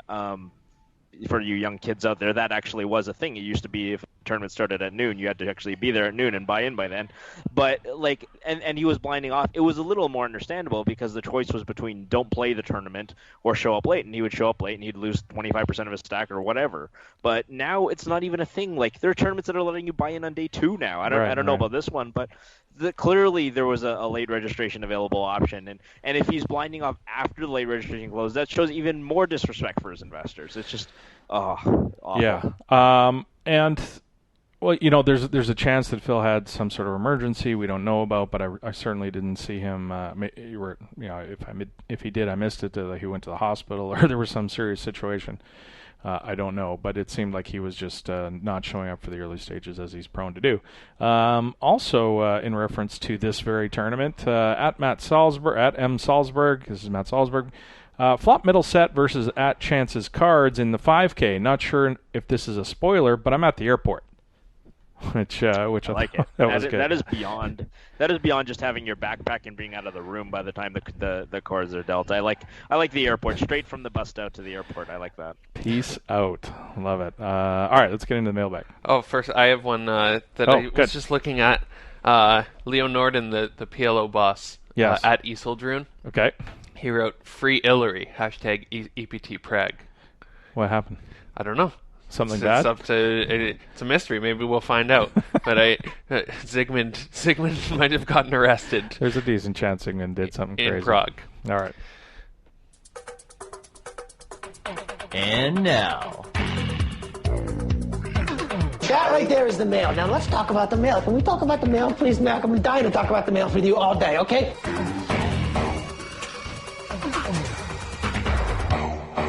Mailbag. Email number 1. Hey, Adam, Terrence, Ross. This is Chris. I'm calling from Vancouver, Washington, the other Vancouver, little stepbrother. That's correct. This is, Tuesday night, December 13th maybe. And I'm calling, a big fan of the show. I've been listening for years.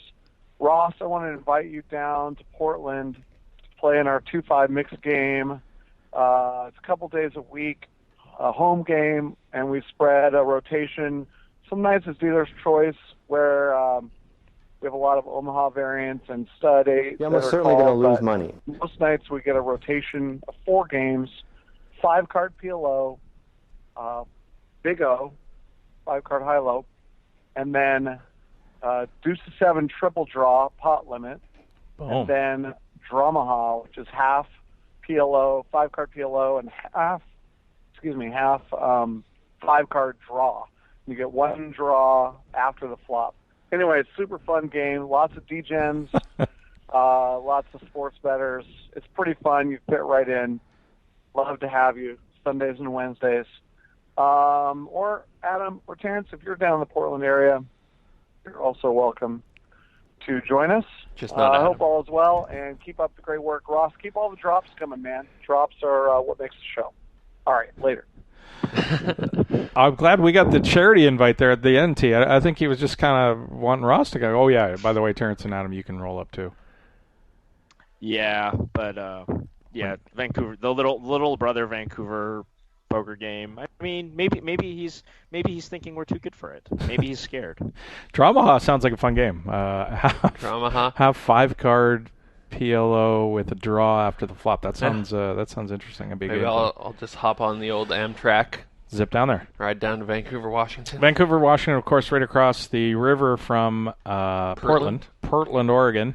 Where interesting, we've got a Pee Wee hockey tournament up here over the Christmas holidays, and we have the 2 top teams from Portland coming up here to play our little Maple Ridge team. So hopefully we don't get trounced. I've always loved the relationship between Vancouver, Washington, and Portland, because Portland has Oregon rather has no state sales tax, and Washington, I believe, has no income tax. So, like, if you live in Vancouver, Washington, and you shop over the border in Portland, you don't pay sales tax or income tax. So it's like a lifestyle arbitrage situation. And you got to pump your own gas in Portland. That's true. But you don't have to pay tax on. Yeah. Good enough. All right. Email number 2. Email number 2. I guess I should do that. Maybe it's just me going email number 3 every time. Douglas writes, hey guys, just watched WPT Season 14, 5 Diamond Classic that was played last December, and I'm shocked and appalled at the behavior of Jake Schwartz, in brackets so-called Poker Pro, towards Bill Jennings, amateur enthusiast. Not only that, but he let everything get the best of him while being filmed for the WPT. Angle shooter, liar, cheater, just some of the comments directed by Jake at Bill Jennings. We must remember what happened or did not happen.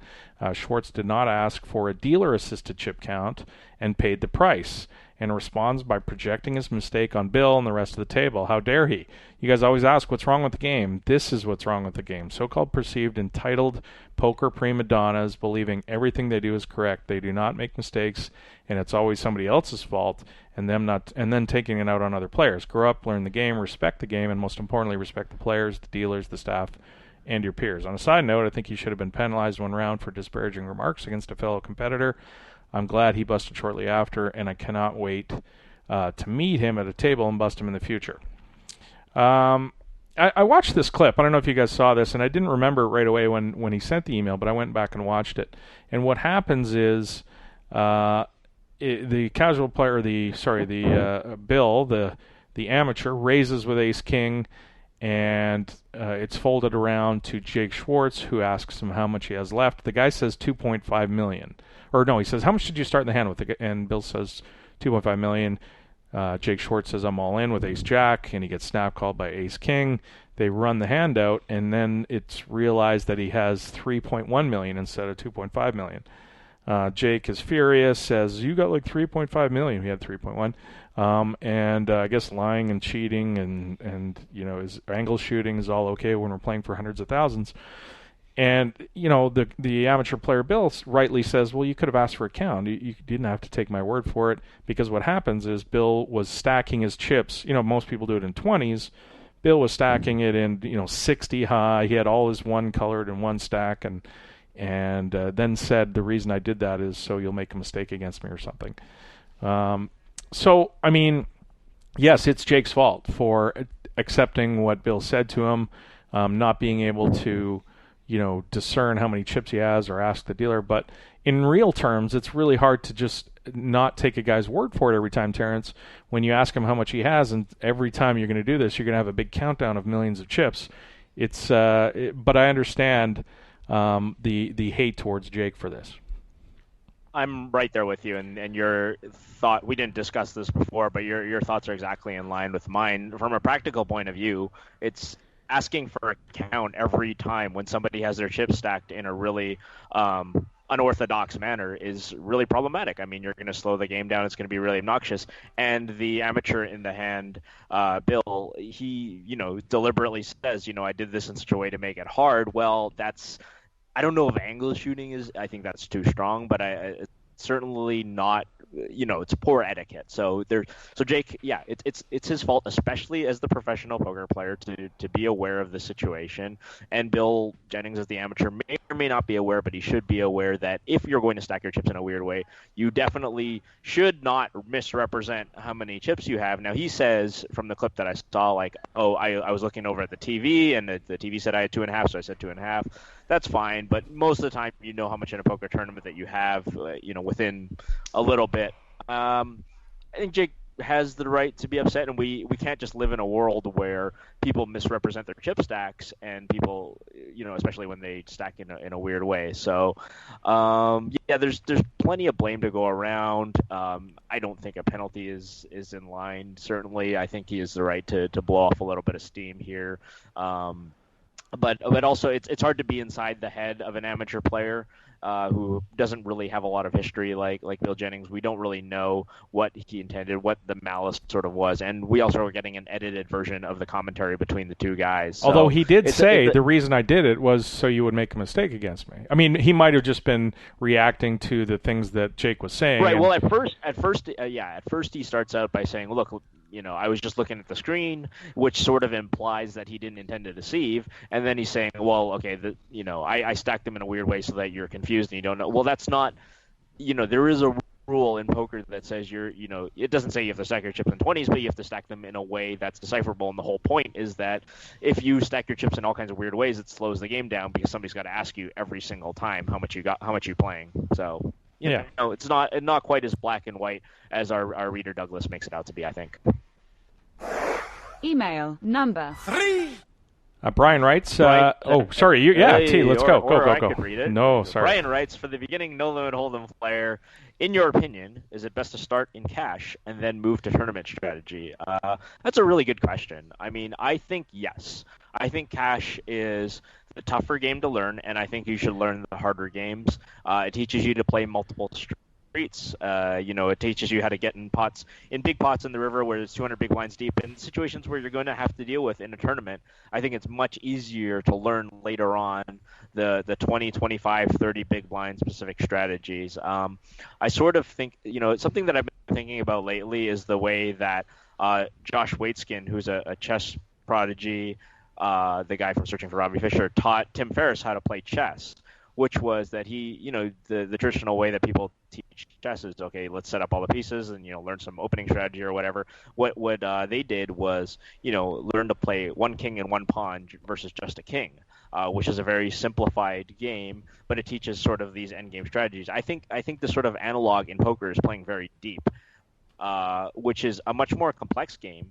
But, or the analog might be just playing the river first and learning these strategies. But, of course, you can't play a river strategy when you're talking about 15 big blinds because you just don't get to river very often other than, raise, call, check, whatever. So I in my opinion, it's definitely correct to learn cash first and then learn tournament-specific strategy later. I don't know what you think. Yeah, I think you learn a lot of fundamentals as a cash player and then move to tournament strategy. It's the way... I think I don't know if it's a good question if that's the way that it's done most often or not, because now MTTs are so popular. Maybe people just start out in MTTs learning MTT strategy. But I think you're right, T. If you learn the fundamentals and you become a good cash game player and you understand concepts, you can easily move them to MTTs. So that's the way I did it. So I guess that's the way I think that. It's easier to it's easier to teach somebody who comes from a cash background. Like, look, you shouldn't be raise folding too many hands with 20 big blinds, or you shouldn't be cold calling, your small suited connectors or something with 20 big blinds. Than it is to explain why it's difficult to play ace-jack when ace-jack from under the gun, when everybody's 300 big blinds. Sure. Like, that's a much harder thing. Or how to play top pair when you're 300 big blinds deep. Like, that's a thing that's much harder than to explain, like, oh, well, you're down to 15 big blinds, you should just jam or fold, or you shouldn't be flatting raises or something when you're short stacked. Email number. Nicholas writes, "Hey guys, this is Nick from Antelope, California. 39,401 Trump Towers from Kells. I emailed a few days ago about some advice on a poorly played hand where I tried to bluff on the river. Really appreciate your feedback, but as bad as my play was, it could not have been nearly as bad as Tony Hawk's play. Did you happen to catch any of the Zynga Celebrity Poker Shootout on Twitch on December 3rd? The highlight had to have been a heads-up match between Maria Ho and Tony Hawk. I've included a link to Tony Hawk's bust-out hand. Unfortunately, I cannot find a link to the video of the most interesting hand. I don't remember how it played out exactly, but it ended with Maria Ho bluffing with 6 high and Tony Hawk calling with 7 high on the river. There's a picture of it attached in the email. I had no clue what he was doing. He had no clue what he was doing, of course, but the whole production made for some amusing moments. Anyways, thanks again for the Poker Insight and Hours of Entertainment. Yeah, I think this highlights something that you should think about when you're playing against a guy who really has never played poker. Don't ever bluff him. Mm-hmm. You don't need to bluff him. You can value bet him to death. New players like this just loves to call and see what you got. So Maria bluffing with 6 high seems like a bit of a mistake to you. I mean, it just sounds like she got soul read, to be honest. Yeah, I got the 7 high here. I'm going to call you. This reminds me of a story, actually. Called the Texas Limit King on him. Yeah. Oh, that's right. That one, too. The 1,000, 2,000 limit hold'em hand. Was it 2s against 3s or something, wasn't it?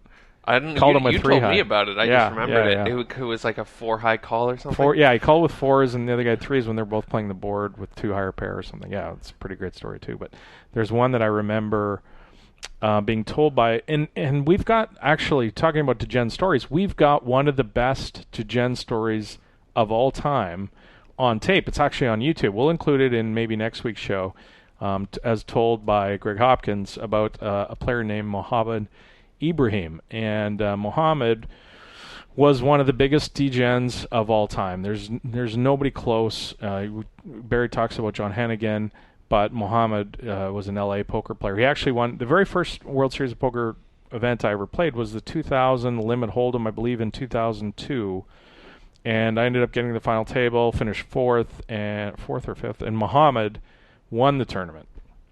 But some of the stories that are out there about Mohammed are legendary, and we'll include one that hasn't been told for a couple of years on the show that I think people like. But Mohammed made a call with 9 high. The board was 4-5 something, and he put the guy on 6-7. Mohammed had like 8-9 with a draw of some sort, and ended up calling him with 9 high, calling his hand exactly, which was pretty amazing. But anyway, just wanted to quickly tell that story, and that's it. So let's move on. Or we're gonna do any more emails, T, or is that it? It's up to you. I love sick calls. I mean, I would almost love those better than degen story. I love a good sick call story. Yeah, those are always good for sure. Let's knock out one more since it's relevant to last week's discussion. All right. Email number. It's number 5. Ace is Bad writes, he listened to the recent discussion about re-entry tournaments. I wanted to weigh in. Of course, we had a long chat with Ryan LaPlante about that last week. He says he's a recreational player in LA who plays in a regular home game and about 5 or 10 local tournaments a year. Also gets to spend a week or so in Vegas during the World Series, but I have a full-time job and a family, so time is my major commodity. I play poker because I love playing poker, so when I've negotiated a night away from home to play cards, I want to play as long as I can. In Vegas during the summer, it's not an issue because there's always another tournament starting somewhere. But locally, I love re-entries. I don't have to worry about being sent home early because I'm splashing around so much or taking a horrendous beat. Rebuy. For me, it's not about how the pros play differs in re-entries or increased edge or whatever. I just want maximum value for my time equity. Love spending some time with you guys each week. Keep up the great shows. And a PS, more mixed game hand discussion will be great. I'll hit the last point. All you got to do, guys, I've said it on the show once, I've said it 1,000 times. If you want mixed game discussions, send them in. Send in a hand, send in a strategy question. Don't just say, I want you to talk about Omaha. I want you to talk about Hold'em. We're not that creative. You got to give us something to talk about. Work with us. Send in a hand. Ask a strategy question, the point about recreationals liking the re-entry is a good one, and it doesn't get mentioned enough. Yes, there's some people, recreationals, complaining about the fact that they have to knock out the best players 4 or 5 times to win this tournament, but there's also a bunch, and who knows how big this subgroup is, that people who, like this emailer says, that he's got a limited amount of time, and that's the commodity, and he wants to keep on playing. And if he busts out, then he wants to be able to do that at the cost of running into the best players 5 times as well. So it's a good point. It's important to look at it from both sides on that. Speaking of mixed hands, why don't we move on to the roster report?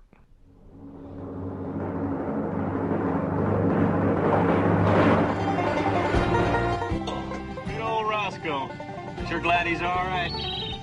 Listen, boy, you gotta pick your spots good. You gotta make hay while the sun shines. Hey, good. Good. You dipstick! It's time for a Roscoe report.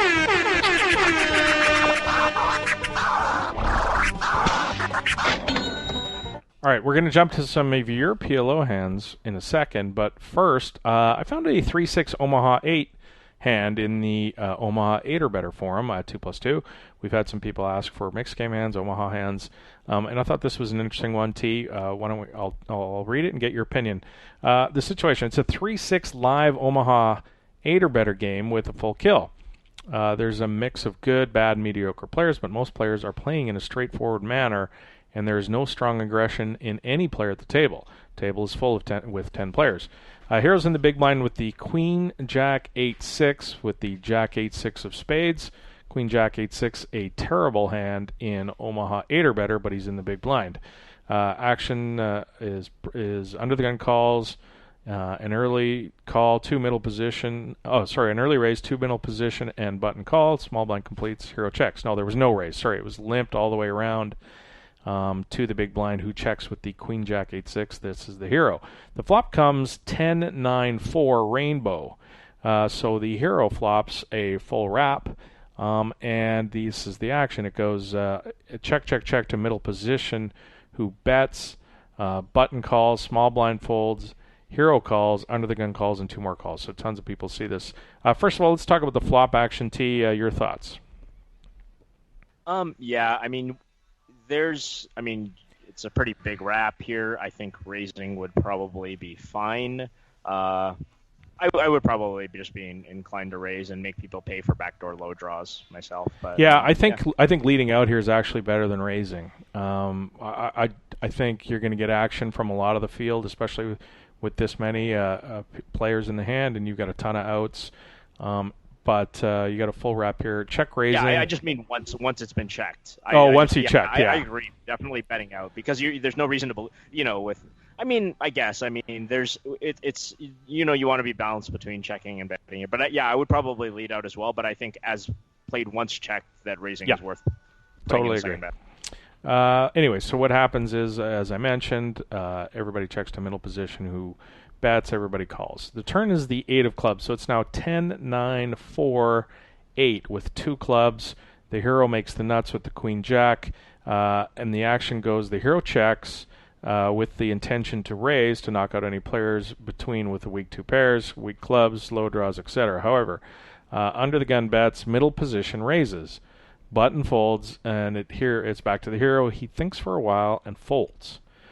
And his rationale is that there are very few cards, in fact, only only a king, but an offsuit king, so 3 cards, that are going to give this 3 river cards in the deck that he will still have the nuts and a scoop.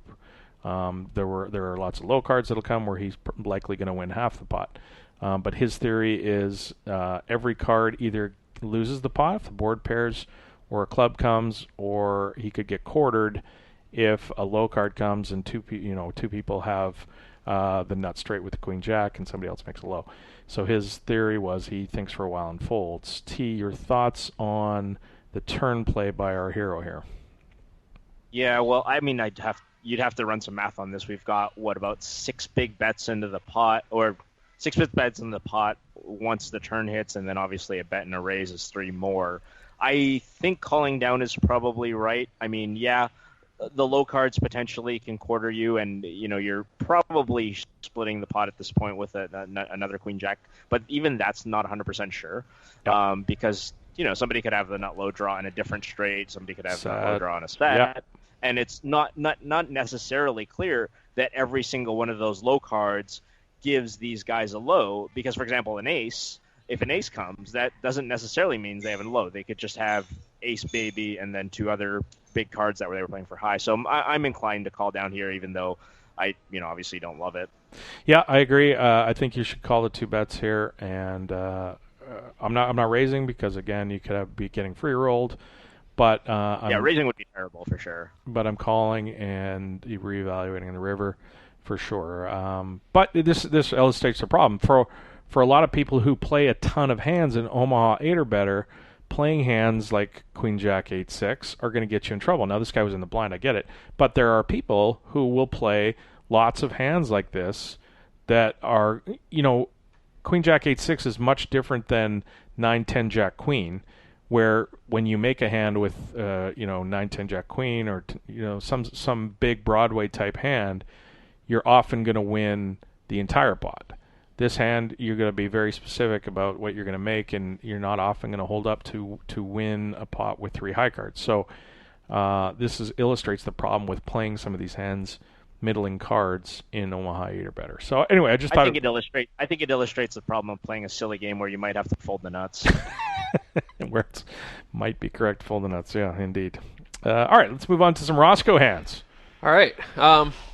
Yeah, I haven't been to play in a little bit, but I'm planning on returning heavily when I return from my trip. Okay. But I have been watching Run It Once videos, which have been great. Oh, good. There is a coach that I really like on there. I think his name's Zach Freeman. Okay. He's a live pro in LA, and he's been looking up some of that live at the bike footage and running simulations. So it's like a great mix of online. Well, like theory-based strategy using simulators and live poker. Cool. So that's pretty great. He would be, I think, quite a good guest for the show. So maybe we should think about that. That's a good idea. Or if somebody plays in LA at the Commerce or Bike with Zach, give him a. We can talk. What's up? We can see if we can contact him through Run It Once. That's a good idea. Yeah. Maybe we should have Lyman on again too. Could do that. All right. So this is a hand that I pulled out of my database from a little while ago. There's a couple here if we have time. And I am in middle position with 300 big blinds at 50 cents a dollar. Okay. And I am dealt the King Queen 10-9 with the King Queen of Hearts. Okay. It folds to me. I raise to 350. Fold. Small blind pots to 1150. Big blind flats. And I call. The small blind has 250 big blinds as well. Yes. Big blind also has. Geez, you guys are playing super deep. The smallest stack is 238 big blinds. Okay. Yeah. So the flop is 3-deuce-10 rainbow. The small blind leads out for 21.42 into 34.50. And the big blind folds, and I decide to peel with my King Queen 10-9. Okay, let's talk about this flop spot. T, we have the 10 blocker. We have a pair of 10s. Yeah, but you have a blocker, so so his chance of having top set is diminished greatly. Yeah. He is clearly likely on aces, and trying to bet this clean flop for him. T, what do you think of the flop play? I think it's correct to call. I don't think I like raising here. Even, if you're going to raise 250 big blinds deep is maybe the spot for it. That's what I was about. That's exactly what I was going to say. I think if we're ever going to find a spot where we can raise when we have a bunch of equity as well, like if we give him aces and we have the King Queen 10-9 with the 10-3 deuce board, we got a bunch of equity to make 2 pair. We're super deep, so you want to put this guy to a decision for 300 big blinds when you can represent top set here. I think this might be a spot to raise it up. Yeah, I certainly don't. I certainly don't hate it at all. I do think there's multiple ways of taking this. I mean, I think that that waiting for the turn to come off and then barreling there with the threat of barreling big again on the river, and we're going to talk about that in a second when we get to the turn, is another way of playing it, which gives you a little bit more information and potentially a little bit less risk than taking the line that you're suggesting right now, but I certainly don't hate it. Okay. Yeah. So the turn is a 6, and small blind checks, and this is where I think I make my first mistake. So it's 3. The flop is 3 deuce 10 turn 6. We're a full rainbow now. Yeah. So he checks, and I think if I'm calling here, I should start to tell a story, and I don't. I just check back. Well, I think once you don't, I think that's a mistake. I mean, I think now it looks even more like he has aces. Like, do people really check raise sets and straights here? Like, I don't know. I mean, you could be against a tricky opponent who will check some number of 5-4s, and I think a good opponent will. But this is definitely a spot where this is the idea we're talking about in the flop, is putting pressure on later in the hand when we're talking about deep stacks, and we have a good, we have a blocker essentially, top pair / blocker. And we just have positional advantage. Like we could just make 2 pair on the river. That might be worth betting in some circumstances. I think this is definitely a bet. Yeah. Interesting. After Ross doesn't raise the flop. He calls the bet on the flop, and then the turn comes check. And then if Ross is going to barrel the turn, 4-5 is pretty hard to have, I think, in this spot for him. I don't think. I mean, does he have a lot of opens with 4-5 pre-flop? I don't know. I guess that would depend on your VPIP, etc. He's got more 4-5s than the guy who 3-bet. He does, indeed. But does that mean when you play a smaller pot here, are we going to get him to fold off? And I guess is my question when you talk about barreling the turn. Although you can get in pretty deep, even with the flat call on the flop, you can probably get a bunch of chips in here if you bet. But okay. Anyway, so you check behind after he checks the 6th turn. Yeah. Now the river is a jack. River's a jack, and he checks. And I decided to bluff this card since this is kind of, should hit your range a lot. It should make you 2 pair a bunch. You bet half pot, and he snap calls. So I think this river, I'm probably going to full pot if I'm going to bluff, I think, to balance when I do make 2 pair here. I think most of the time when I bet here, I don't know if I like that, because I mean we checked behind on the turn, so usually when we're full potting it, we're repping the nuts, right? And then we don't, So I understand the idea behind betting large, but I definitely don't like full potting. Okay, sorry, close. Yeah, I want to make it a big bet here. Because I want to bet big too when I do make 10s and jacks, and I know it's good against aces, I guess. So I guess I don't love the half pot bet. Yeah. What would you have bet, Ross, if you had jacks and 10s? Probably the same size. Same bet, half pot. Yeah. All right. Okay. Interesting. He had aces and stuff. Yeah, he had aces. Yeah. He told me. All right. So I mean, pretty simple call for him. I think he would be. You let him off the hook. Yeah, I think the flop is the place to take advantage of that hand. Unless I had their HUD stats and they were extremely tight, and I don't think there's a lot of players willing when their aces are kind of face up on their forehead, out of position. I don't think there's a ton of guys who are ready to call off 250 big blinds. You know what I mean, with 1 pair. Yeah, I agree. But I mean, and even if he does, by the way, even if he does call, if you have a ton of equity against aces, right? So I think you really need to raise that. Do I want to play a $600 pot at 50 cents a dollar with 1 pair?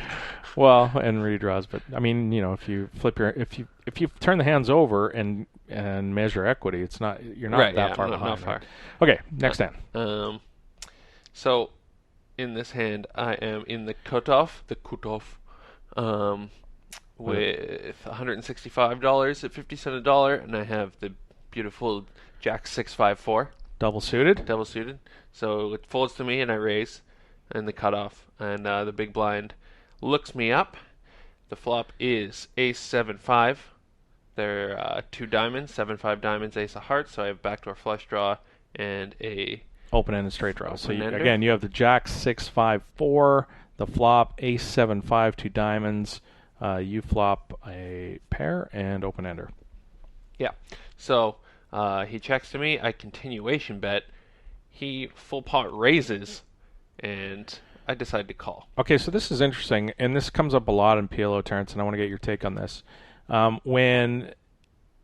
When a guy check raises an ace-high board on a pre-flop to a pre-flop raiser, where the guy who just called pre is kind of has a capped range and you don't, right? So you've raised pre and he's called. You have many more sets of aces top set here than he does, right? So this all to me always looks like a draw. Now, obviously, people can flat with aces and check raise you here, and that's going to happen sometimes. But this really looks like in kind of an ace-high flush draw to me. Terrence, your thoughts on that? Yep, I agree. It's an ace-high flush draw, and it's of course safer to do that when you're holding an ace blocker because you're much less likely to be up against a set of aces, right? So I mean, and that's why it's sort of this preventative measure where, well, I don't actually expect this guy to have aces very often, but in the event that he does, whatever, I have equity. I have nut flush draw. Yeah. Okay. So the turn is the 8 of hearts, probably one of the best cards in the deck for me. You make the second nut straight on the turn. You also pick up a backdoor heart draw, jack high heart draw. Yeah. And he checks now. Yeah, he checks. I lead for 3/4 pot, 30 into 40. Yep. And he calls. The river is $102. It's the 3 of diamonds completing that said flush. And he leads out for like 99% pot. Yeah, super muck. Snap, fold 100 times out of 100 here. Yes, he could have sevens. He could have some sort of hand that you beat. But most of his range has you dead in the water. T. What do you think of the river there? Yeah, I mean, I agree with fold. I probably would have just folded on the flop and saved myself the heartbreak of this. But yeah, it's. I mean, backdoor flush draw. Backdoor flush draws happen. Yeah. Anyways, so I did folds, as you can see there, and that was that. Awesome. All right, so we got a bunch more email we're going to save. We ran along with Barry, and Ross has to get out of here because his flight leaves at like 5 in the morning. What, like 8 hours? Not even. 6 hours from now? Something like that, but I will have the show up before I head to the airport. Fantastic. What a trooper. We will get those emails in next show. We've also got a bunch of other stuff. We're going to have a fun few weeks here with the degen stories. And Terrence checking in from Thailand to give us an update on what's going on there. All those Asian countries are the same. Right.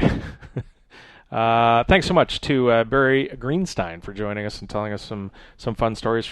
Steve Ruck from Online Poker Report for talking about the PokerStars.pt ranking at Poker Scout. They're number 2 there. Interesting take on that stuff. Thanks to Ross for jumping on the shaker and coming out here to the suburbs. Appreciate it. Who knows? Maybe we won't have another Pokercast. I'm going to join some jungle militia. This might be the last one. I'm going to. Nice. Yeah. And T for taking time out to choke on some coconut and talk some poker. Appreciate it, sir. And you for listening to the show each week. Much appreciated. We will talk to you soon.